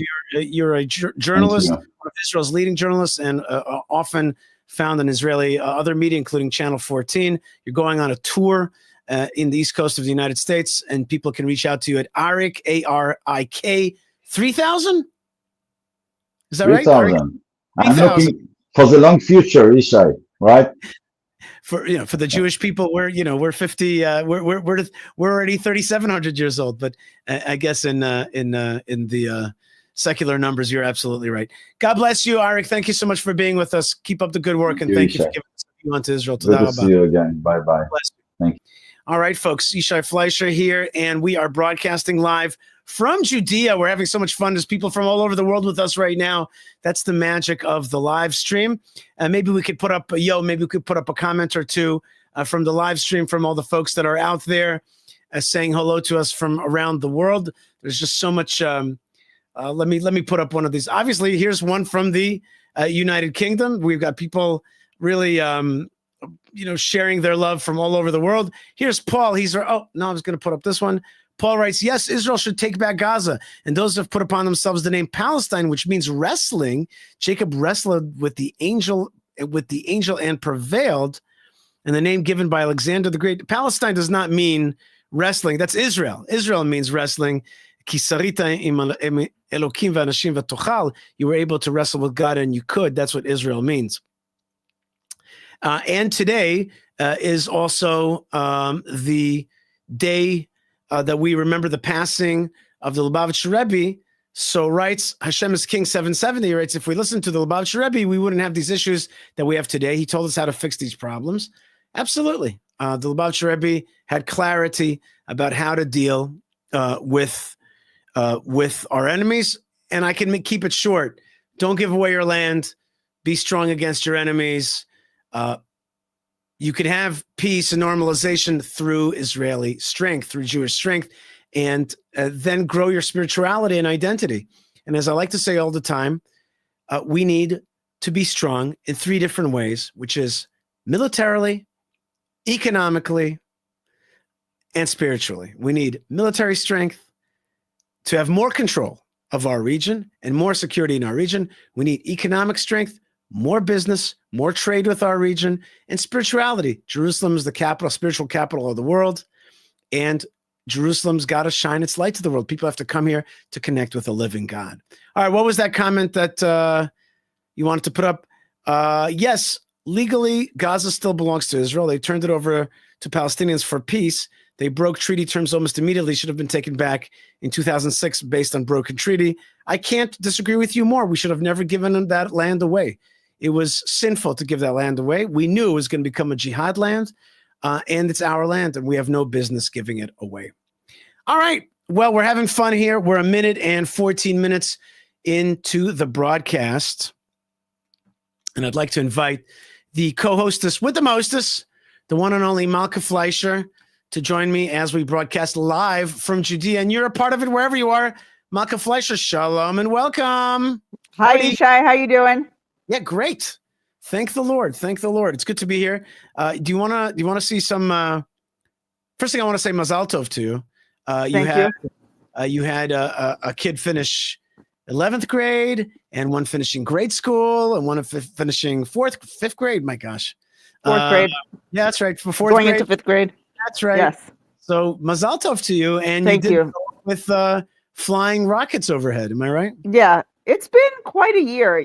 I think that even outside the land of Israel, we all recognize that it's been some bumpy rides. We had COVID, remember all that? And then here in Israel, we also had the Gaza, first October 7th, immediately followed by the Gaza war, and then the Iran war. And it was like two separate wars, but like a war within a war. We had the Iran war had the big rockets, and the Gaza war was still going on, and you were stuck in America, and all kinds of events for children were canceled. This is the end of the school year. I know that in America, for example, they've already finished the school year like a couple weeks ago. But here in Israel, we're just finishing the school year this week, except high schools that finished last week. And so lots of fun end of year events, field days and parties and school trips and end of year plays and end of year festivities of all kinds were canceled. All kinds of, what's the word for tekes? Ceremonies, graduation ceremonies were canceled. We got our 8th grade graduation, which is grade school graduation. Like at the last minute, they had a ceasefire, and boom, the school was off, making arrangements so that these kids who had finished 8 years of education could really celebrate that. I really appreciate that. But there's been a lot of sacrifice, and these kids, like, I'm actually really hoping that they get a real summer this summer, like a summer. You know what I'm talking about out there. You know what summer is. It's like with water and with sun and with sunscreen and with friends and with sugar and with ice and with, you know what I mean? Sure. I hope that the kids get a summer this year. And so far, so good. I haven't been watching your whole show, but I was. This week has been working out. Is that what you mean by so far so good? Yeah, the last 2 days or whatever. Because that's how we live around here. You know what I mean? It's like you get a situation put in your lap, and then you run with it. Right. So we had the Gaza war and we ran with it, and then the Iran war and we ran with it. And now we're out of the Iran war and we're going to run with that. And you kind of try to like separate yourself from the thing that you were doing a few minutes ago, and you move forward with the next thing. Right. That's how we do it. So yeah, summer's going super so far. The last 2 days of long range ballistic missile shooting at us has been super. Let me show you some videos, Malka. First thing, I found this crazy Instagram account called Cyber Zionist. Okay, I already showed one video of Cyber Zionist to Eugene Kantorovich. Here's a different one called Car Koshering. Check this out. Okay. The world's first automotive company dedicated. Wait a minute. Let's try that again. And renting Jewish-inspired. Let's start that Car again. Koshering, the world's first automotive company dedicated exclusively to crafting and renting Jewish-inspired vehicles. Each model is a fusion of sacred tradition and engineering brilliance. Hand-assembled by Jewish master technicians in accordance with halachic standards, every bolt, every stitch is a piece of Kabbalistic craftsmanship. Our vehicles run on thorium, the most kosher and environmentally pure nuclear fuel. A single charge powers up to 20 years of seamless, silent, and safe driving. The integrated Jew pilot system is more than just autopilot. It's an intelligent navigation spirit, designed to guide you through the most spiritually aligned and kosher routes across the promised land. Car koshering, more than transportation. You know what? I like it because at least it's like, what's the Jewish brands? And just like smash them over your head until you know what the Jewish brands are. And I don't know, it's a crazy. I'm in love with Cyber Zionist. It's like a cool. It's just a cool. I just, you know what? Just like you and I, we collect Jewish movies. I just like somebody who says, here's the Israeli brand, here's the Jewish brand. Let's push it out there strong. And I bet you for like the first 15, 20 seconds, there were at least a few people who were like, really? Yeah, You know, and then you're like, oh, it's AI. that's But right. yeah, it's very cute. Malka, you're a Southerner, or you're a former American. I'm a former American Southerner. That's right. Here's Casey Barker, who is, I think, a Texan, but he is a big influencer, has about 613,000 followers on Instagram. Wow. And here's him talking. Now, he comes from the Christian tradition, but here's him talking about Providence as it affected this last war that Israel fought.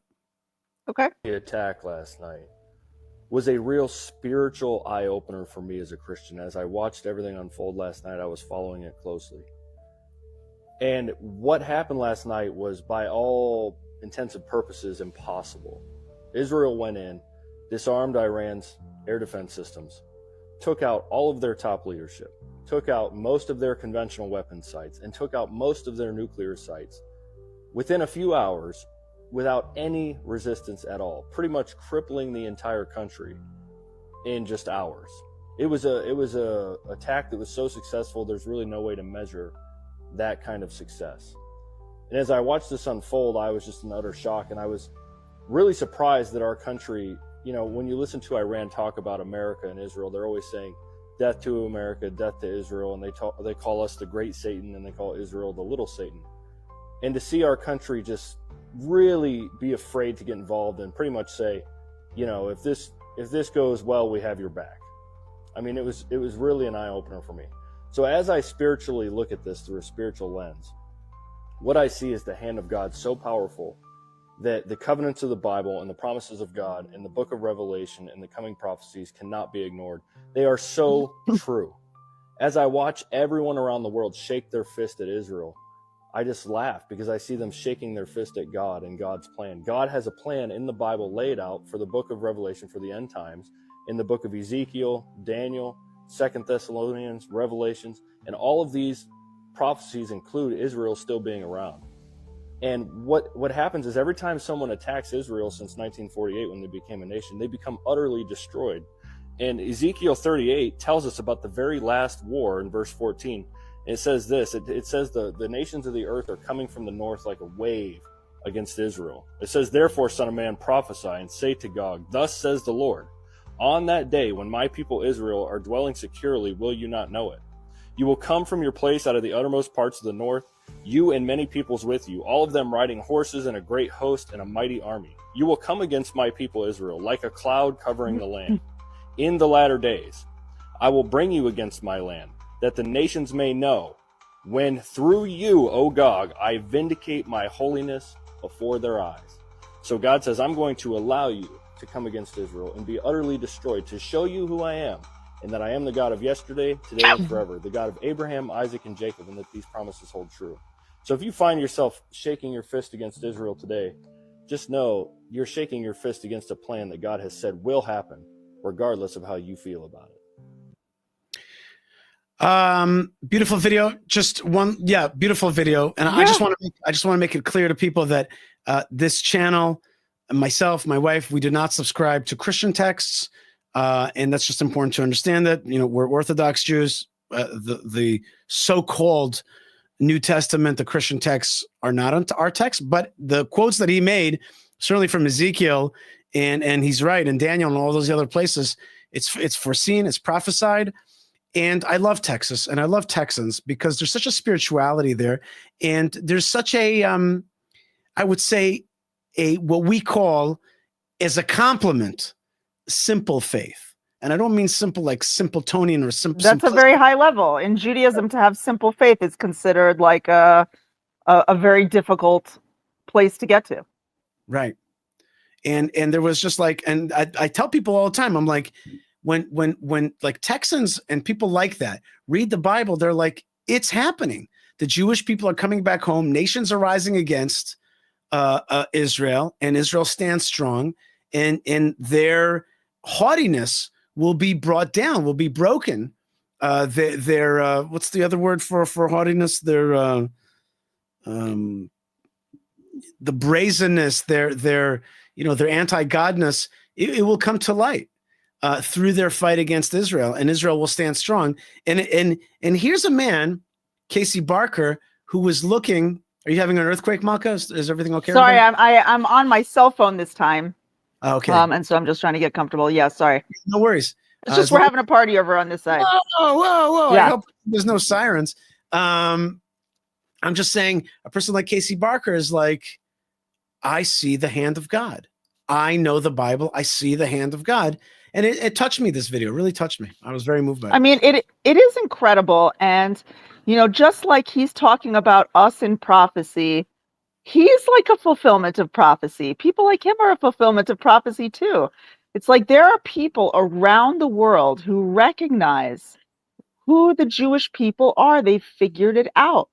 And they figured out who the God of Israel is. That's not easy. There's Right. tons of trickery out there, and there's tons of smoke and mirrors out there to confuse people about who we are. Those same people are operating against the Jewish people themselves, trying to convince the Jewish people that they're not who they've always known that they are, who they've always learned that they are. And so the fact that you have this man out there who's so clear-minded and so convinced and so unshakable in his understanding of who the Jews are and who Hashem is and what Hashem has told the Jews and what the Jews mean for him and where he is connected into the story is really, really, I mean, it's one of like the great revelations of our time. And it's such a privilege. I know that here and people are listening right now to you live, Yishai. People are tuned in now to Yishai Fleischer TV on YouTube, on Facebook, on Twitter, and all kinds of other places. People are watching you right now live. And not everyone who is watching this show is a Jewish person interested in what's going on with the family. You have lots and lots of people out there, lots and lots of people from every little corner, every quiet little space in the world. The big places, the small places, places where they have big communities, places where they think they're completely alone in their understanding of what the Jews are and what the God of Israel is about to do. And they are all trying to unite together. They're listening to what you have to say, what I have to say right now. And what this man from Texas has to say. And I really hope that this video will make those people understand that they hit the jackpot, that they have got it right, and that they are not alone. And there are people who are just as certain and just as proud of the understandings that they have come to. And I hope that will only, you know, further the sense of community. For us, it's inspiring. I hope it's for you inspiring. And I think today we're in an era in which we can all lift each other up. You know, obviously it's the job of the Jewish people to fulfill our mission and to fulfill certain things that only we can do. And yet we live in a world in which there is a real faith community of people who can work together, who can do this together, who can march into the future together. And I love it. And to make God's dream come to fruition in our time. It's definitely Absolutely. You're totally right about community. Speaking of community, Malka Fleischer, look at this fabulous bottle that I'm drinking from, the sippy bottle. Hold on one second. I think a sippy bottle, yeah. It's not a sippy bottle. What's it called? I don't know. I just think of, when I hear the word sippy, I just think of like 2-year-olds. So but I like that you think it's a sippy bottle. That's sippy bottle. It's endearing. It's endearing. It's part of our store, which you have helped create. Yes, we have a really cool online store on YouTube. You can find it on our YouTube channel. And there's really cool stuff. We're going to be adding to it with time. But right now you can get some cool Indigenous Judean gear and some Yishai Fleischer gear. Stuff that'll, you know, bring you. I know you're singing it backwards, but it says here, you're a part of it wherever you are. That's Love right. it. Yeah. It's really cool. And I hope that it'll add to your sense of community as you march through the world and let everyone know how you feel about the important things. Yeah, and you got to have some swag, man. You got. Yeah, everyone likes a good piece of swag, you know. Swag. You got to, show the guys, where you're at. Show the swag. That's why I like that. That's why I like that cyber Zionist. I like the swag. I definitely like the swag. Do you want to watch another video, Malka? I got some other good ones. Definitely. Okay. here, speaking of, we just saw that great video of a Texas believing, Bible believing lover of Israel. Okay. Here is another one named Ted Cruz, senator from Texas, debating with Tucker Carlson. Tucker Carlson, check this out. Okay. Sunday school, I was taught from the Bible, those who bless Israel will be blessed, and those who curse Israel will be cursed. And from my perspective, I want to be on the blessing side of things. Of those who bless the government of Israel? Those who bless Israel is what it says. It doesn't say the government of, it says the nation of Israel. So that's in the Bible. As a Christian, I believe that. Where is that? I can find it to you. I don't have the scripture off the tip of my. You pull out the phone and use the. Just want to say the answer to that, the way to have answered that question, if you didn't know exactly where it is in the Bible, the way to have answered is it's everywhere in the Bible. It's all over the Bible. It's all over the Bible. There's a verse in Genesis that's famous, but it's actually almost in every book. When the nations bless Israel, they will be blessed. That was the easy answer that Ted, Senator Cruz, you could have just said it's all over the Bible. That is one of the centerpieces of the Bible. You don't have to find chapter and verses. I can find you tens and even hundreds of verses, Although I hate that question when people ask where, show me where. It's like Romeo, wherefore art thou Romeo? It says that in Shakespeare in Romeo and Juliet. Where does it say it in Romeo and Juliet? You're like, it's there, okay, it's there. Like, it's not fair to ask that question and for that to be a gotcha. He's all about gotcha. He's all about that. But it's a fake gotcha. And one thing I want to say, Yishai, about Ted Cruz is that the problem that he had in this interview is that his faith in God and his tie to the Jewish people and the land of Israel is so deep in his gut that he doesn't have it intellectualized. Right. Do you know what I'm saying? He doesn't have it as like a thought exercise. It's just like infused in him.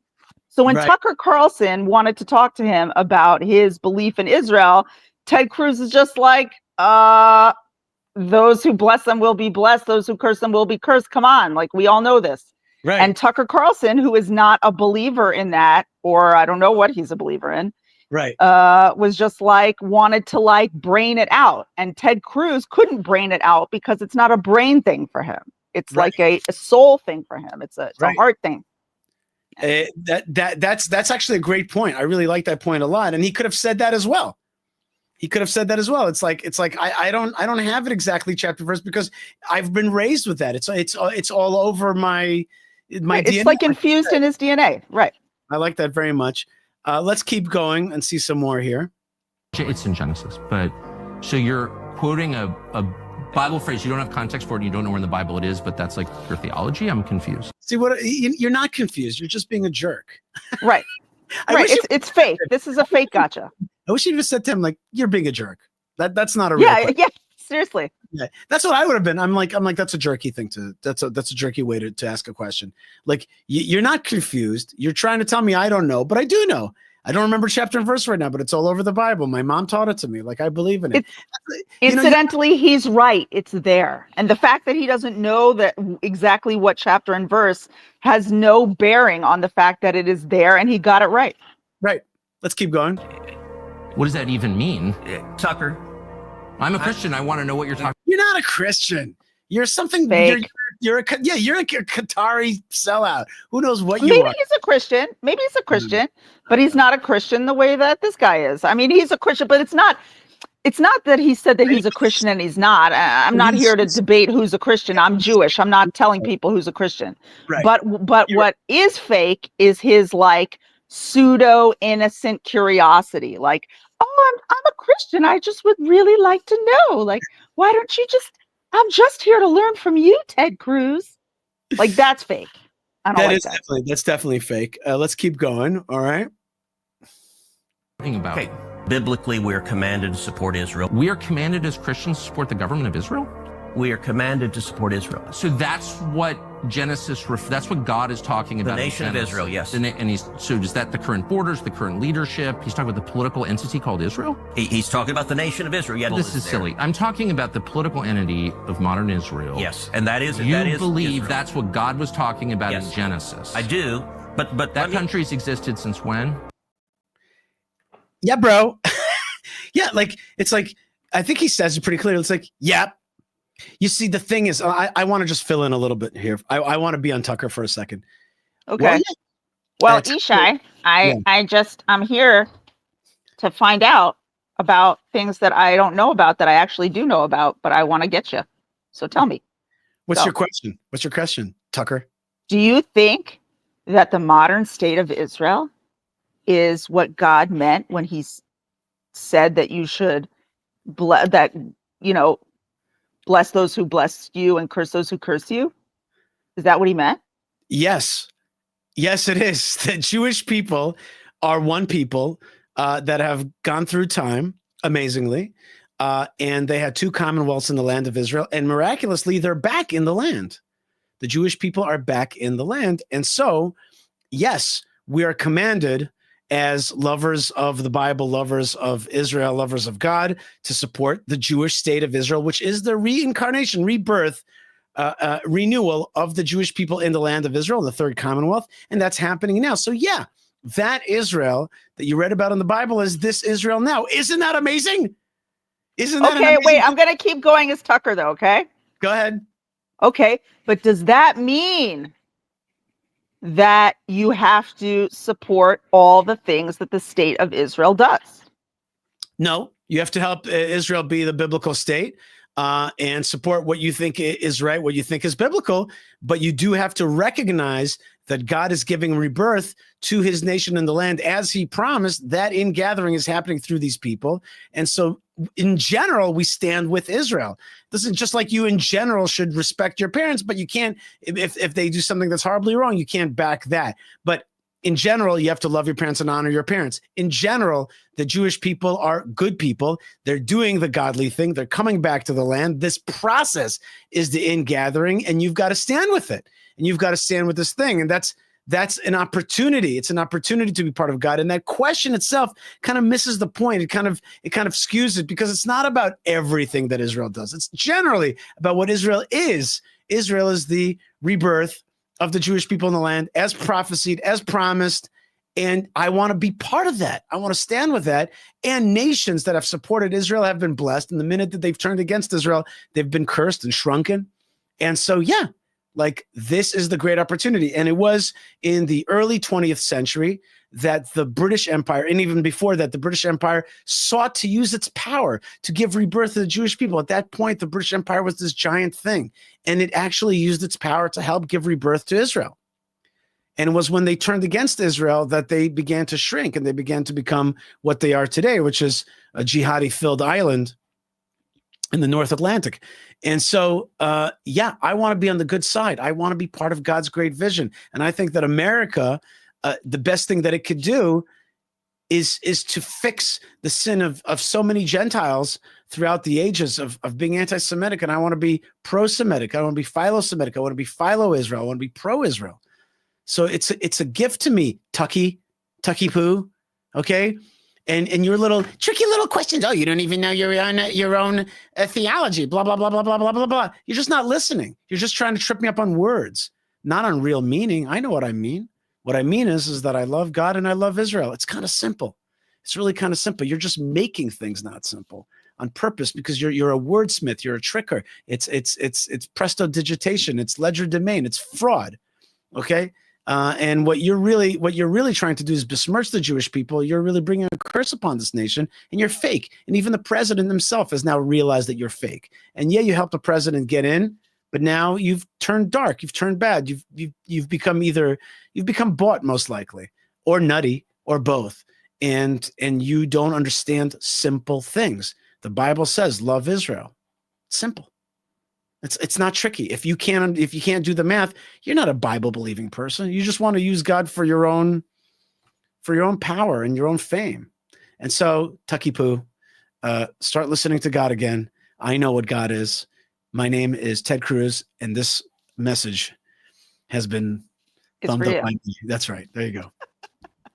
Well done. You make a great Ted Cruz. I would eat that Tucker. That's it. That's what Anyhow. I was. Yeah. Hey, Tucker, have us on the show. Yeah. You want to see another crazy video? I found a crazy. Do I? Well, it's upsetting. Great. But it's weird. It's weird. Okay. It was sent to me by Rachel G in Israel. This is an Iranian-made propaganda film. Okay. An animation. A recent one? Very recent. Check this Okay. out. Here we go. Wait. Hold on. It's not playing yet. Hold on. Let me get rid of this. And here we go. Check this out. Let me put this from the beginning. Go ahead.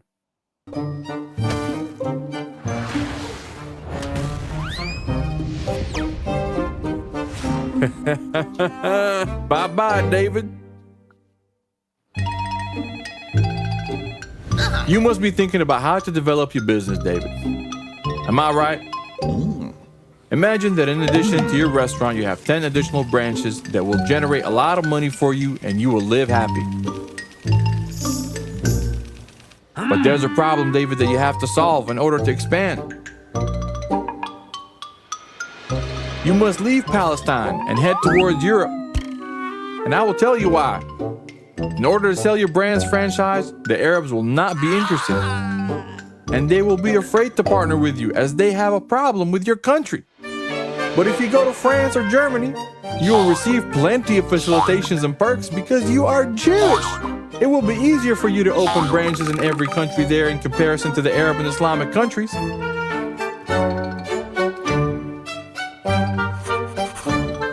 Bye-bye, David.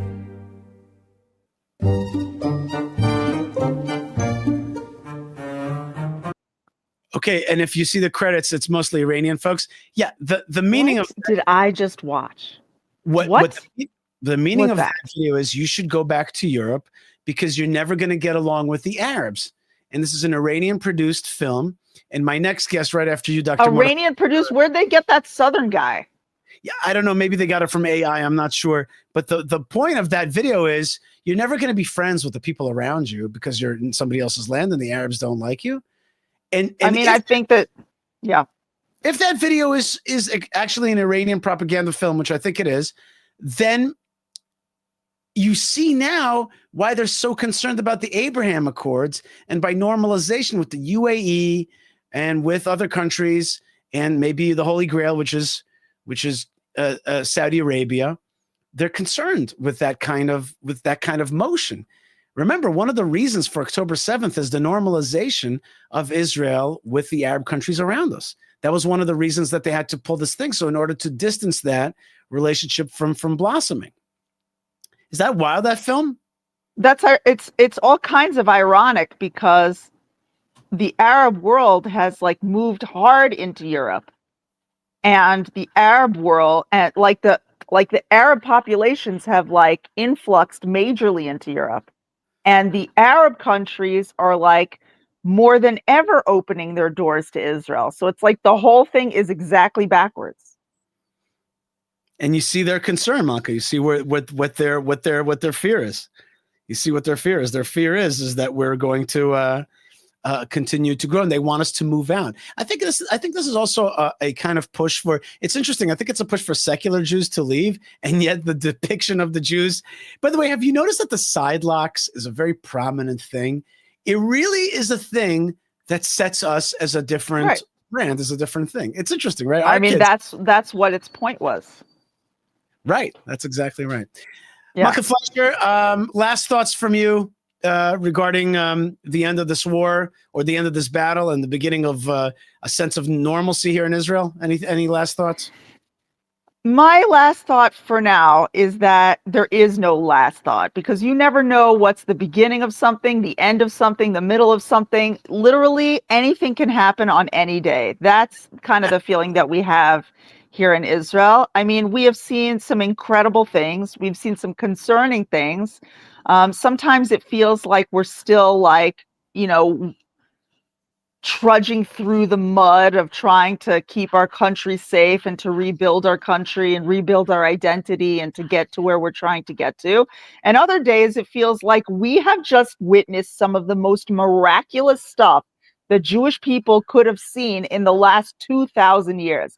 And we live on like both of those planes where it's like, oh my gosh, I can't believe what I just saw. Your grandchildren are going to ask you about it. And here we go, another day, try to make it through, try to earn a living, try to, make sure that the politics of the country goes the right way, the economics of the country goes the right way, that the kids get off to school, the kids get off to camp, your car has the proper fluids in it or whatever. We live in a lot of planes. Grateful to be alive, grateful to be on the show, Yishai. I want to wish you a happy birthday. You had a birthday last week. No one talked about it. I don't think you talked about it on your show. If you can see on the wall, it says happy. We're not going to go all the way, but that's your birthday sign, Yishai. You had a birthday this week, and we all want to bless you with a really happy year. Oh, nice. I just wanted to bring my your birthday headband. That's right. That my and I did a little spill here, Malka. So if you could bring me a little napkin when you get a chance. Yes, you got it. And I think it's like flowing into the electricity very dangerously. Awesome. That couldn't go wrong. Yes. I'm sure that's fine. That's right. Baruch Hashem. Baruch Hashem, Baruch Hashem, Baruch Hashem. I'm very thankful. And I'm thankful to you for being my wife and standing me through the many challenges. And you're welcome. Thank you. That's right. Malka Fleischer, thank you so much for joining us here on the Yishai Fleischer. Bye. God bless you all. Bye. And don't forget to bring me a little napkin poo, yes, please. Napkin. Napkin up next. Napkin. All right, folks. Yishai Fleischer here, broadcasting live from Judea. And there's many ways to support our show by liking. Hold on one second. Let me just fix this. Liking, subscribing, commenting, and check out the store, which is very cool. Malka Fleischer is in charge of it. And subscribe, comment, and don't forget the many ways that you could support our show. Many ways that you could support our show through our various means that we make it happen. For example, buymeacoffee.com/Yishai.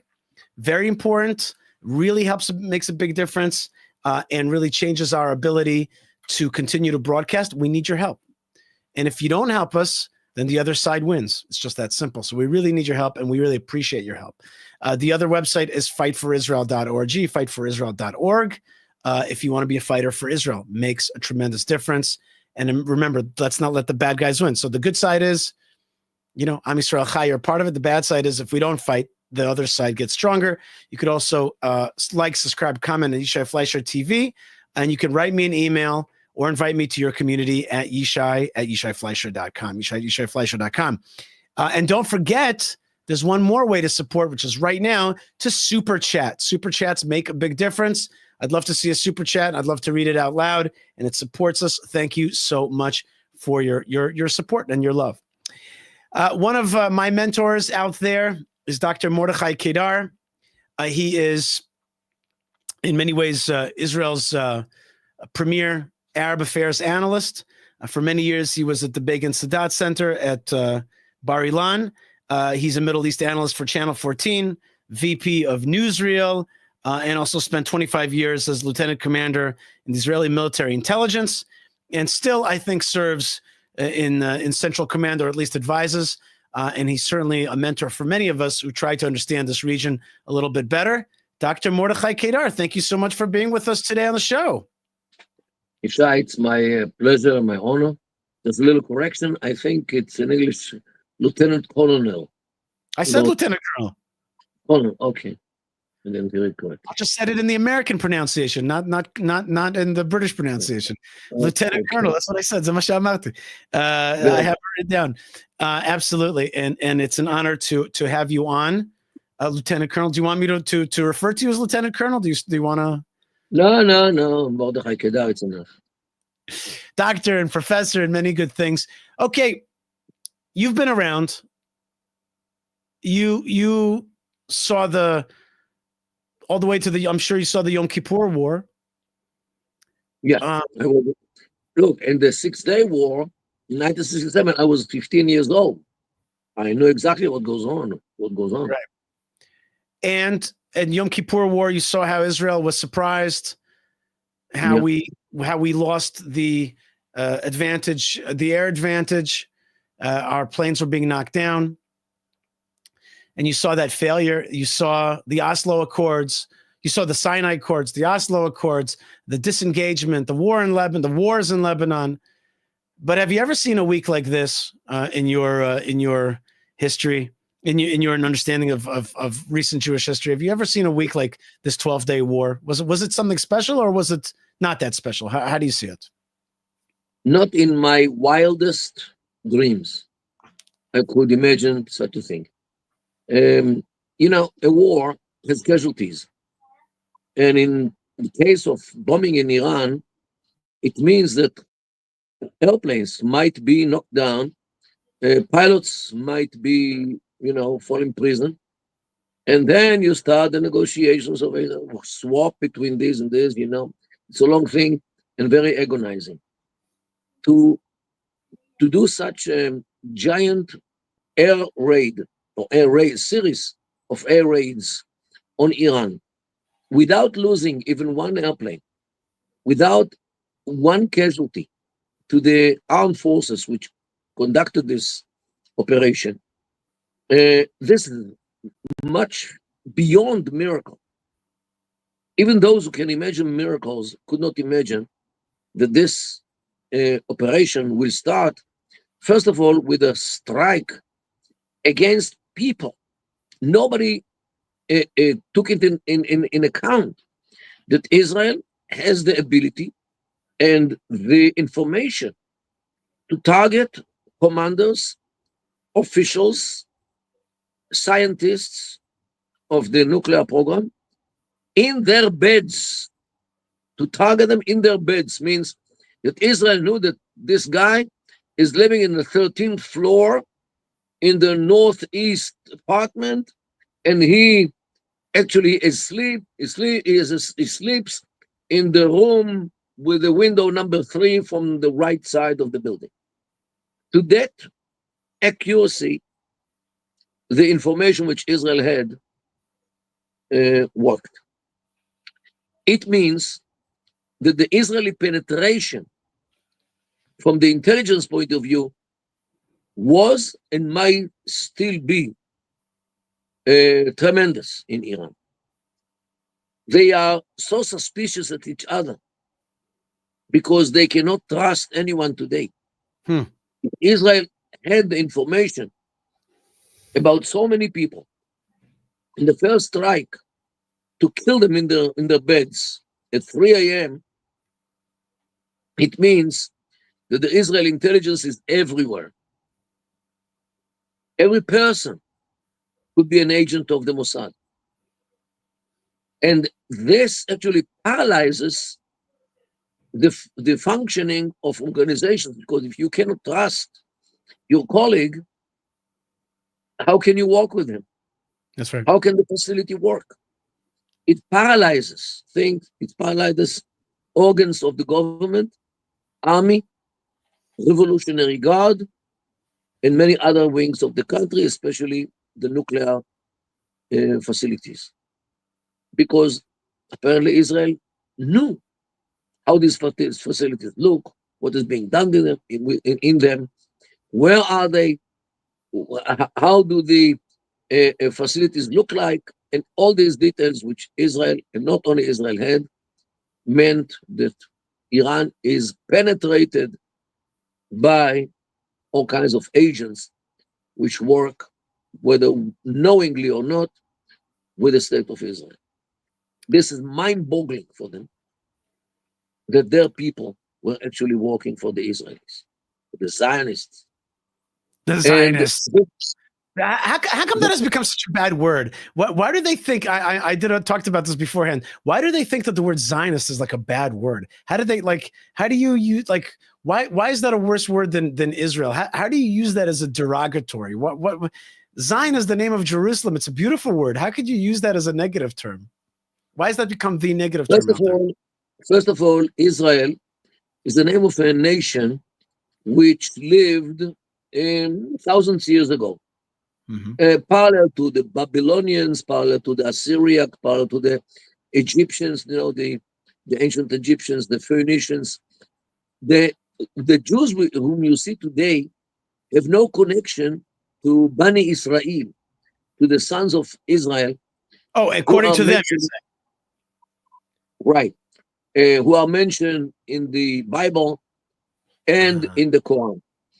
These Israelites disappeared, vanished, while the Jews of today are, most of them are converts from Khuzar in the Balkans from the 16th century. They have absolutely no genetic connection with the Jews who lived here until 2,000 years ago. This is the message. And since this is the message, and the Jews today have no connection to those who once lived in this place, the Jews of today cannot claim that they have a connection. This is why they use Jews. Then Zionists mean those who believe that they have a connection, and they believe that this land belongs to them. Israelites don't exist anymore. So this is why when they relate to us, they relate to us as Zionists. Thank you. I'm glad I was gonna. I didn't know that really does clear it up. That does clear it up. I understand now why they use that term. Okay, now I could bring you on to tell me about Israeli stuff and Israeli politics, Israeli military, but what you bring to so many of us is what the other side of thinking. That's what intelligence is, right? And military intelligence tells you what the other side is thinking and planning. I'm asking you to just give me a quick summary of the countries around us and what they're thinking post 12-day war, post Am Kilavi attack on Iran. What are the countries around us thinking? Let's just do it quick. Just give me a quick, first thing, Egypt. Give me a quick synopsis of how Egypt is thinking right now. Egypt, the Egyptian government is, to say the least, very happy with what happened. Because the Iranian proxy, the Houthis in Yemen, armed, equipped, and trained by Iran, they blocked the Bab el-Mandeb Straits, which connect the Red Sea and the Arabian Sea and the Indian Ocean. Means, since they blocked those Bab el-Mandeb Straits, 90% of the naval traffic which used the Suez Canal stopped, because 90% of the traffic is between East Asia, means China, Japan, Taiwan, Vietnam, India, Thailand, and so forth, and Europe. And they were using the Suez Canal, which is a necessary passage. But since the Iranian octopus blocked the Bab el-Mandeb Straits, no ship can use the Suez Canal. So Egypt is the big loser from this situation, which is over a year already. Money for every ship that passes. Dozens of thousands. Every ship which uses the canal used to pay, I think, $60,000-$70,000. Right. It's a big money because they had dozens of ships every day. And it was a large part of the Egyptian budget based on these ships. And Iran, with its proxy, the Houthis in Yemen, blocked the way of the Suez Canal. So definitely Egypt is happy for what happened. Of course, they will not say it because they are still, they feel comfortable. They feel uncomfortable to side with the Israelis. Yet, when you understand their message, they will pay lip service to Iran in order to continue good relations with Israel.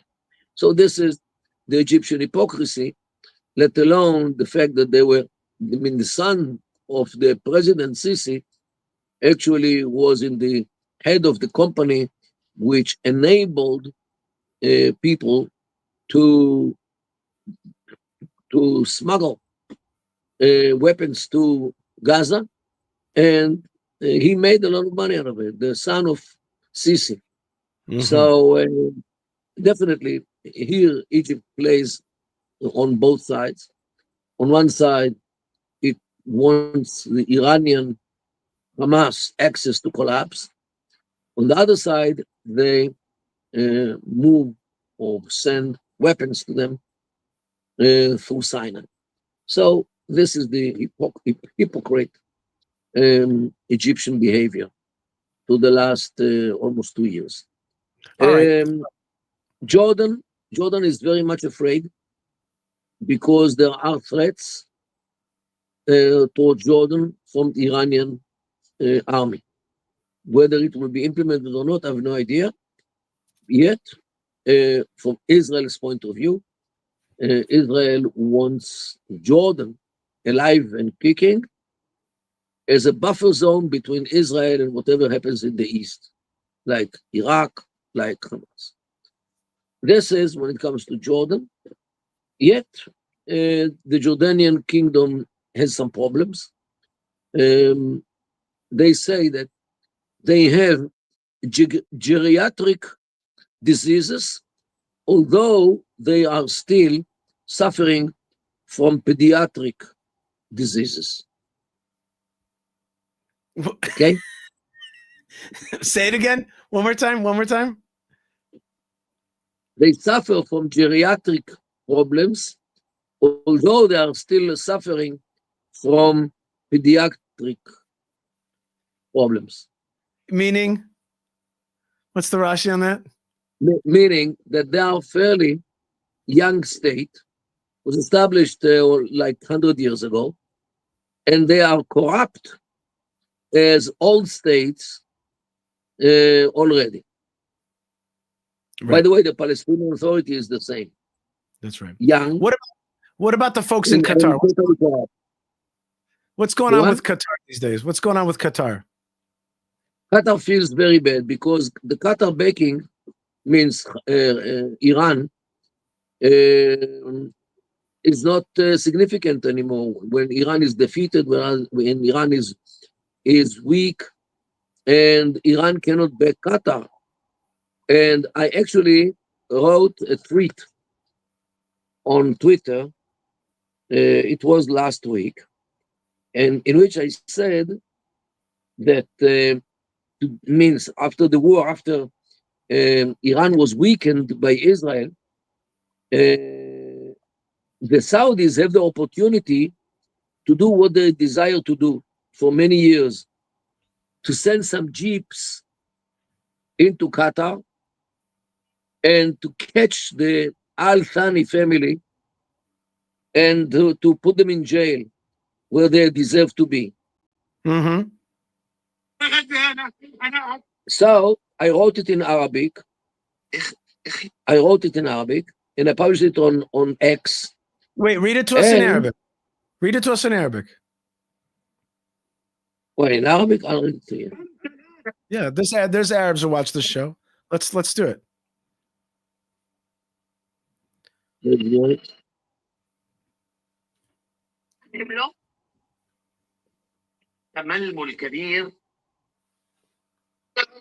I'm very active and I put so many of them. I have now to scroll down.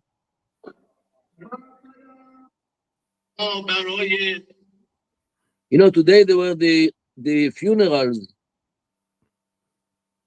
What funerals? Of the Iranian victims with Israel. Of the generals? Yeah.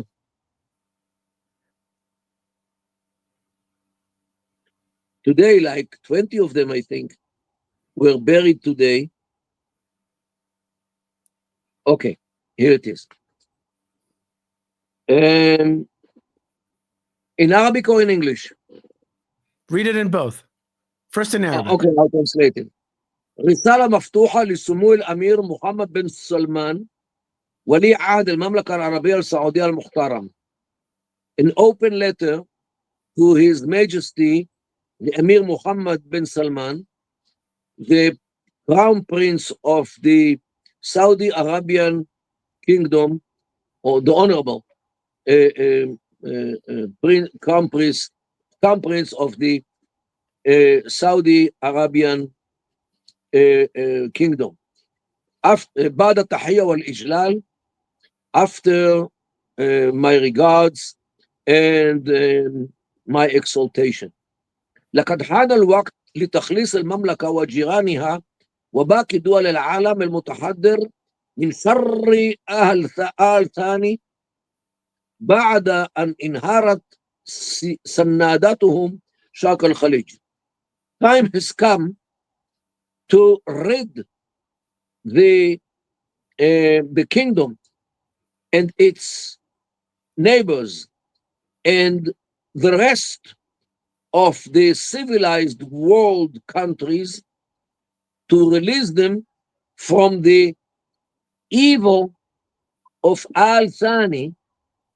This is the name of the family which controls Qatar, the Al Thani, the evil of Al Thani, after the collapse of their support to the east from the Gulf. East from the Gulf means Iran. Okay. After Iran stops supporting them, they're collapsing. It's time to get rid of them. So since they are the support for Qatar, now is the time to get rid of Al Thani, means the family which controls Qatar.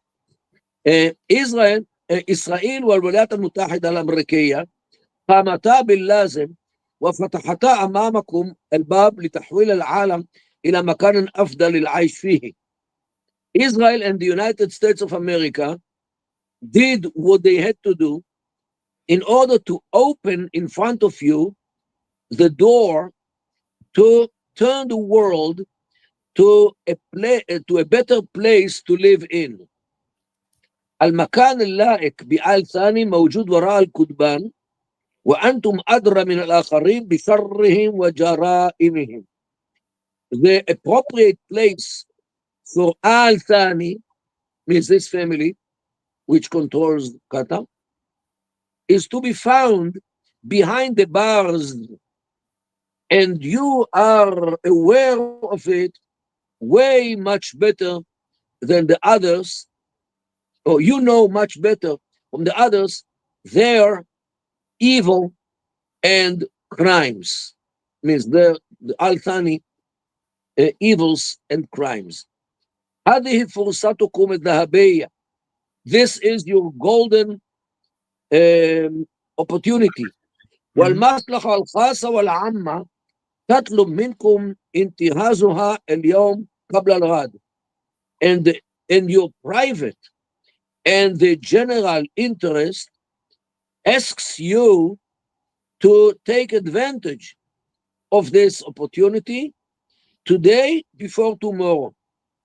قبل فوات الفرصة والقرار لكم. Before the opportunity passes and the decision, of course, is yours.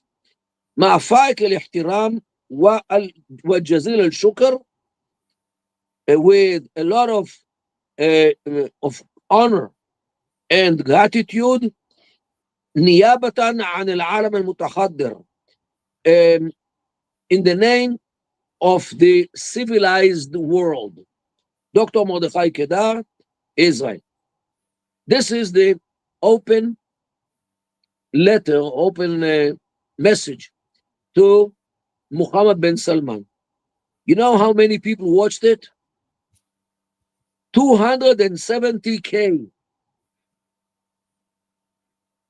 270,000 Well, people read it in Arabic.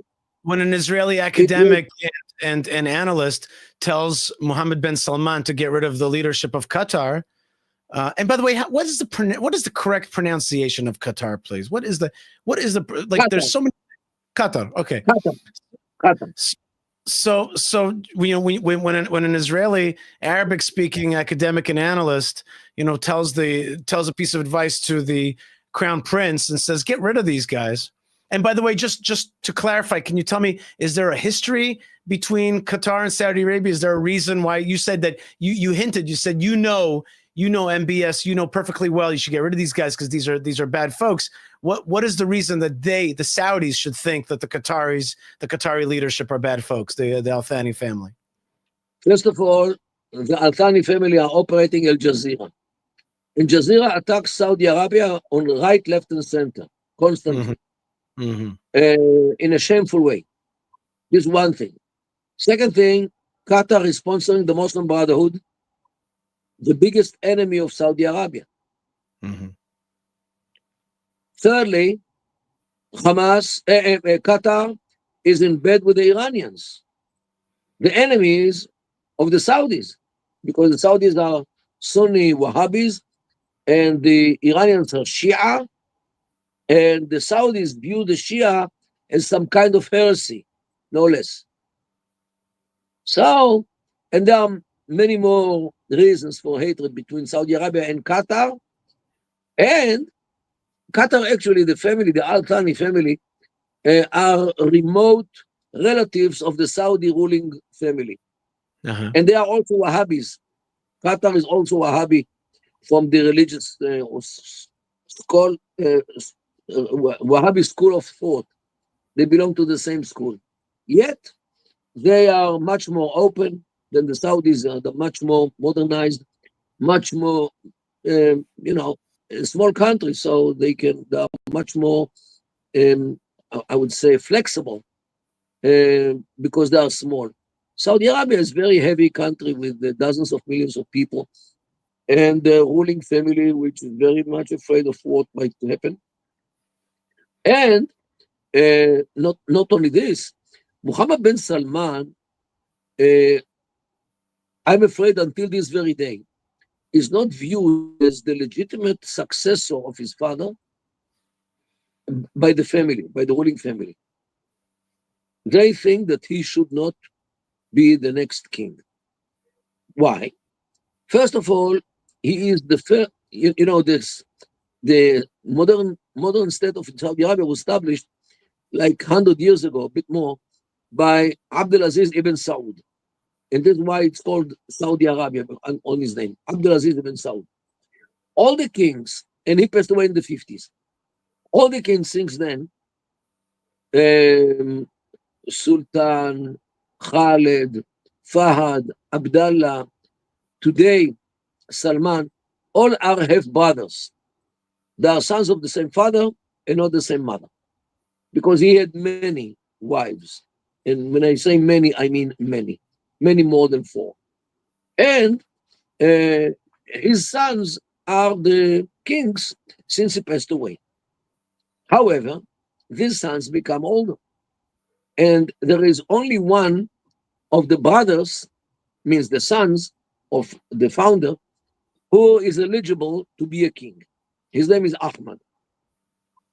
What did the king today did? What did he do? He took his son and he nominated his son already 8 years ago to be his successor. Excuse me? There are many grandchildren, means grandchildren of the founding father, whose fathers were the kings.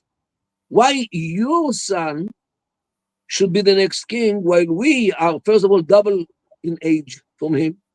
We are much more experienced in running, ministries and companies and everything. We are much brighter than the man.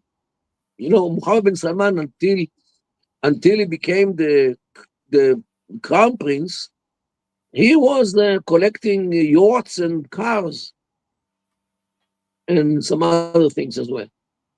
He was not at all any candidate to serve in any normal position in the country. Yet his father didn't care, took him and forced him to be the successor, and he accepted it. Means all the brothers who were surpassed by Mohammed bin Salman were very angry. How come you nominate your young son who knows nothing, while we, the sons of the former kings, are waiting to do something significant for the country? So this will begin with. Second thing, since they started all kinds of gossip behind him, he used the intelligence in order to listen to them. And whoever he didn't like was called to the Ritz-Carlton Hotel of Riyadh, and they were put in jail inside the hotel until they paid ransom to get released. So this way he put some money into the state treasury, and but he humiliated his cousins. Not only this, two of them who tried to run away from the Ritz-Carlton were shot dead. So it's also matter of revenge, blood revenge. Okay?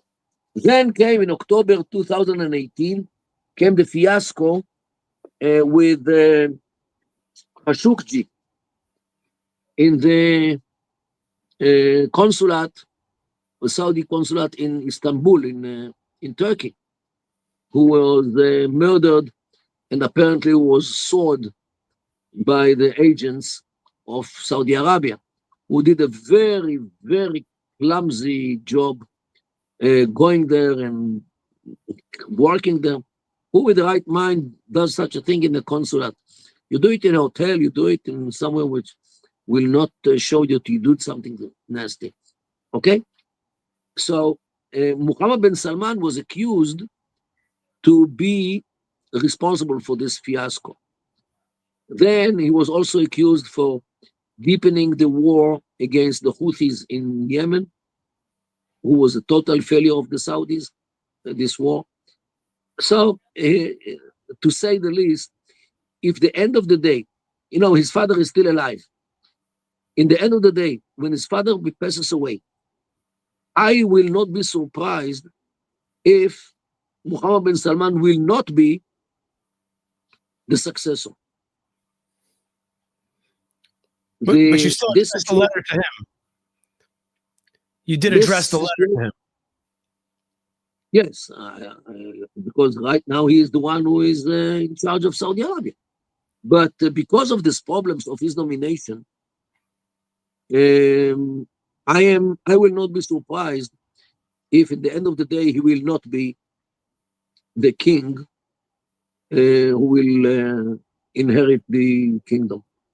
I will not be surprised. He might be, but because this is the first case of moving the kingdom from the level of the sons of the founding father to the level of the grandchildren, of the grandsons. So why should it start with MBS? Why can't it start with others? Well, he certainly seemed, as an American saying, presidential. He seemed king-cadential. He seemed monarchical, I guess. When Trump appeared there, the show was very well executed, and I know people who were at that show, including Jews, and that they had it seemed like they really knew how to put on a Trump-like show in Saudi Arabia that was very successful. So I guess that was a leadership moment for him, and he pulled it off, Mohammed bin Salman. It's right. You look at it from the American point of view, from the American mindset, and so are the Jews in America. The problem is that here in the Middle East, things are being viewed through a totally different lens, through a Middle Eastern lens, which operates in a different way. So I try to understand how these people think. I don't try to impose on them my way of thinking. Mm-hmm. And I try to employ their criteria and their set of values and scale of priorities in order to assess their reaction to all kinds of situations. And just to give you another example how culture is so important here. I don't know if you noticed, but through the 12 days of the war between Israel and Iran, Hezbollah did not shoot even one missile against Israel. Mm-hmm. Although all the missiles which Hezbollah has all came from Iran. And the understanding between Iran and Hezbollah was that if Israel attacks either the oil production facilities of Iran or nuclear facilities, Hezbollah will shoot Israel, will send a barrage of missiles against Israel in order to undermine the Israeli transportation systems, water supply, electricity, communications, everything should be paralyzed because Israel will be covered with missiles coming from Lebanon. This was the original plan. So knowing this, how come during the 12 days of the war, Hezbollah did not launch even one missile, one mortar, nothing against Israel?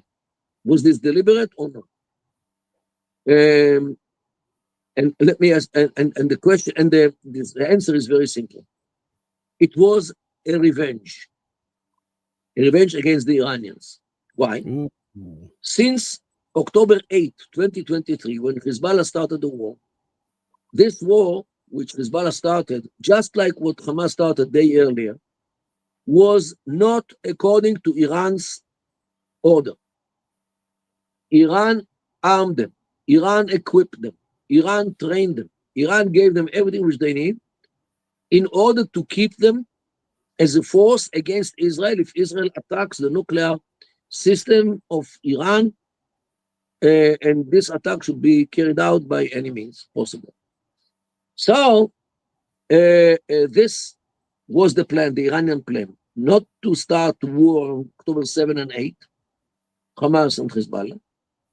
Their weapons, missiles, were supposed to be kept until the day which Iran will give the clue to start the war to all of them together, Hamas, Jihad Islami,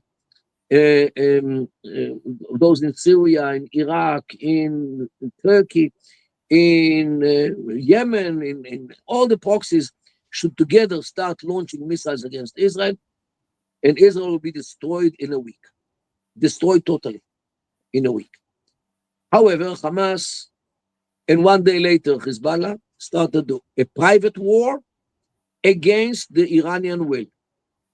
Against the Iranian will. And as a result, since they started the war without the Iranian will, Iran did not support them. The only two cases when Iran launched missiles against Israel were when Israel targeted Iranian officials. It happened in the 14th of April after Israel rid the world from Muhammad Reza Zahidi in the Iranian consulate in Damascus. Then Iran sent against us 130 ballistic missiles, 36 cruise missiles, and 185 drones. Only because Israel killed an Iranian official in Damascus. The second case was in October 1st, 2024, when 201 ballistic missiles were launched against Israel, because Israel killed another Iranian general named Abbas Nilfurushan, and therefore they attacked Israel, the Iranians. The Iranians did not send even one missile or even one drone against Israel because what Israel did to Hezbollah and or Hamas. Iran sent those things against Israel only after Israel did something against Iran, not against anybody else. So, since the Iranians did not come to help the Lebanese Hezbollah and Hamas also since the beginning of the war, Hezbollah told them, forget about us, we will not support you. And Hezbollah does have some 15,000 missiles, because before the war they apparently had 150,000, and according to the estimations, Israel got rid of 90% of them. So they have 10%, 10% of more or less 10% of 150,000. It's 1.5 thousand, 1,500, 1.5. So it is a significant number. Why didn't they launch even one missile, one single missile? Why didn't they launch? Revenge against the Iranians. You didn't help us, don't expect us to help you. It is, of course, behind the scenes. Nobody talks about this, which is not nice. But this is what I feel, and this is what I saw. This is the situation now between Iran and Hezbollah. They are all waiting for, for the other leader after Khameini, because first of all, it might be weaker than what they had now, and Hassan Nasrallah, of course, and maybe the new one will not carry all the accounts with Hezbollah, which nobody tries to talk about. Yet we know, so we know. The new leader in Iran or the new leader in Hezbollah? Lo Ivanti. Didn't understand. Now they have a new leader of Hezbollah. Yeah. Apparently, shortly, they will have a new leader in Iran also. Yes, nobody. Is that right? Is that right? Do you think there'll be a change in leadership there? He is sick, he is weak, and the new leadership are not in Lebanon, means in Hezbollah and in Iran, in many cases will not feel bound by the problems which they had before him. So they might have some kind of reconciliation and rejoining, after they were, paralyzed by the Israelis in both sides. So this might be. Right now, they are angry at each other, and they don't even correspond with each other now because of the mutual betrayal. Well, that's fine. That's fine for Israel. That's totally fine. Dr. Mordechai Kedar, we got to finish up. Just one quick question. People are asking, what is that flag behind you? What flag is it? This is the flag of the Ahwaz. Ahwaz is the Arabic-speaking district of Iran who are fighting for freedom, and I support their quest for freedom, because if they succeed to get rid of the Iranian yoke, they will have a state which will be friendly with Israel, and the rest of the ethnicities in Iran will also demand independence from Iran, and Iran will go through a process which was also in the Soviet Union, which end up with 15 separate countries. Yugoslavia, which now is 7 countries on its ruins, and Czechoslovakia, which was also divided between the Slovaks and the Czechs. So the same thing will happen in Iran, because Iran has many ethnicities which do not mingle with each other. So how many countries will Iran become in such a scenario? At least 6. 1 Persian, 1 Kurdish, Baluchis, Turkmens, Azerbaijanis, and Arabs. Arabistan. Wow. Because these are and of course the Persians. These are the leading 6 groups, which, in my view, will see Iran falling apart. These days of the war, when people ran to the streets, demanded azadi, azadi, azadi, azadi, means freedom, freedom, freedom. And freedom means not freedom of women, they mean freedom of the minorities from the yoke of the regime, and of course the Muslims. And this is the situation now. In my view, the Iranians will try their best and even beyond to acquire a nuclear bomb, either homemade or bought completely or partially. This is what they now are planning. I hope that the Israeli intelligence will know how to detect what they are planning, where they are planning, and this can be very easily carried out. Not so easily, but definitely can be done. We have to find out what they do, because they are obsessed with nuclear weapons, especially when they have left the non-proliferation treaties. They left it. And in my view, Iran one day will be fragmented if the world will understand it and will support it.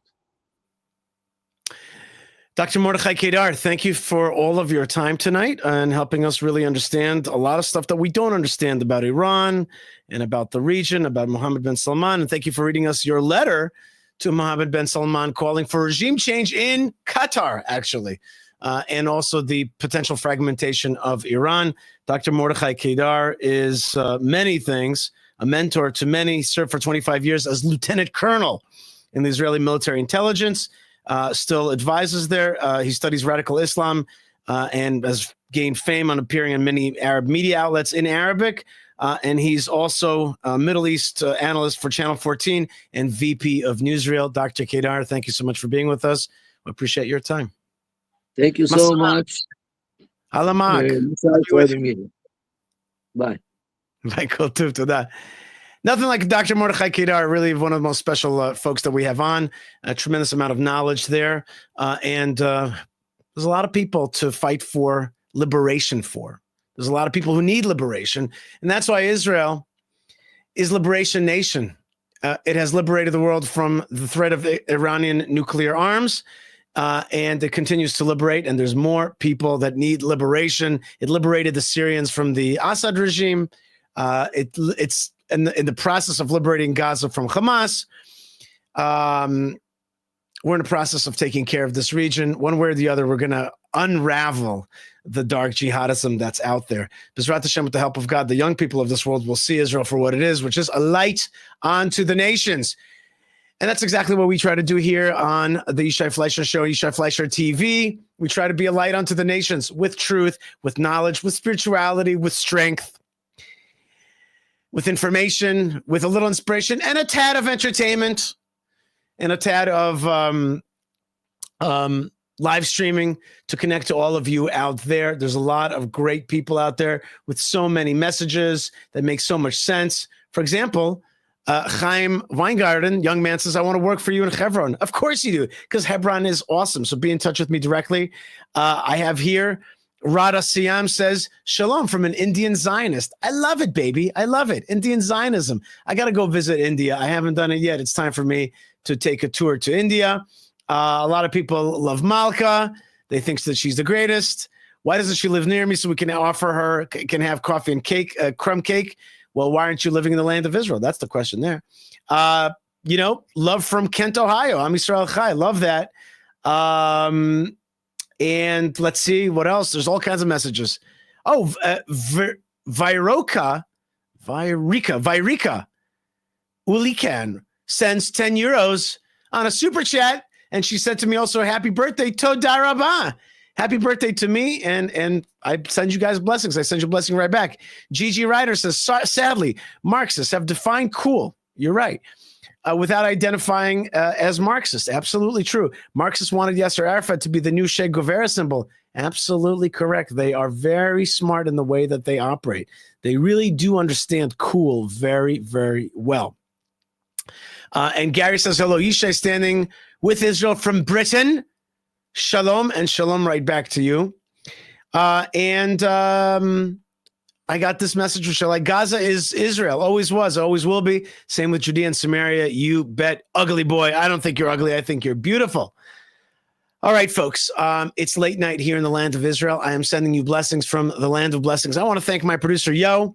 I want to thank all of my guests. Boy, did we have good guests today. Woo, hot. I also want to say that I love the comments section so much.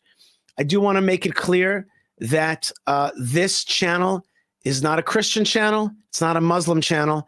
And it's certainly not a place to try to promote Christianity or Islam. It's a Jewish channel where we're promoting Judaism and Abrahamism, which is following the Torah path towards truth.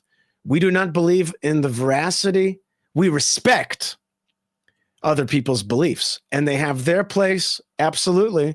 And I'm not one to tell people that their faith isn't right, but this channel is not a channel for Christianity, nor is it a channel for Islam, and therefore we do not promote a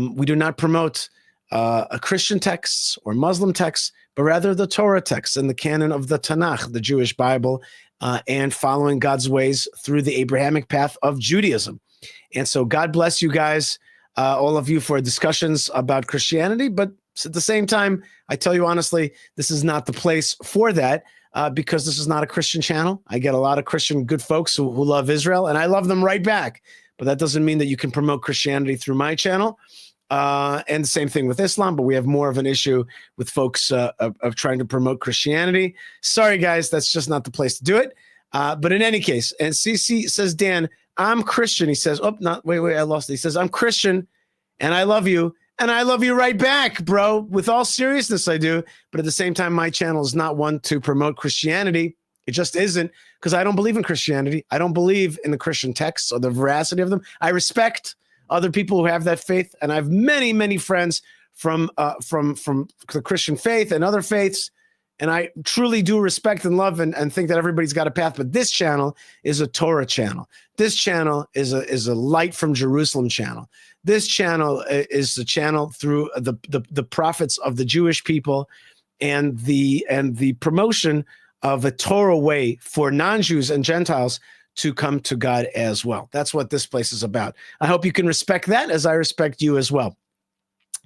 With that, I want to remind you that there's ways to support the channel. Right now, if you haven't, please right now, like the channel, subscribe. Thank you, Catherine, who says, I'm just here to listen and learn. God bless you, Catherine. Right now is a chance for you to like or subscribe or comment. Check out our store and check out ways to support our efforts to teach and to bring you closer and to connect you to the story of Israel and to send out the light of Israel. The way you can support that is by going to buymeacoffee.com/Yishai. Buy me a cup of coffee. Makes all the difference in the world. Or let me just add a little bit more volume here. Oh, there you go. Or fightforisrael.org, fightforisrael.org, supporting all of our projects, including sending Torah to the world, tractors for farmers in the land of Israel, and many, many more things. Beautification of holy sites. We are doing that. Check out Yishai Fleisher TV. That's our channel. We're about to get to 250,000 yowzers. Baruch Hashem. Oh my gosh, thank you, Hashem, so much. And it's a responsibility as well, because with great power comes great responsibility, as we all know. And lastly, you can write me an email, yishai@yishaifleisher.com. Also, you can invite me to your community. Maybe that'll be possible. Who knows? And remember our sponsors, hebronfund.org, where we strengthen the Jewish community of Hebron, which is a beautiful community, home to the Tomb of the Patriarchs and Matriarchs, and home to heroes of Hebron who hold on to this not simple place to keep it open for all lovers of Abraham. All right, folks. Thanks again so much. Says, yo, our producer, subscribe now. You could be 250,000th. 250,000th. That's very special. That's very, very special. It's very special for us. And of course, it's not about self-promotion. Nope.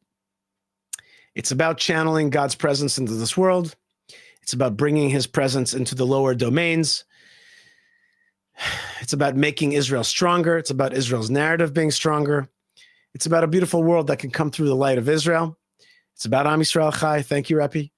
And it's about you getting a chance to have God in your life and have an opportunity to come to Jerusalem and have God speak to you.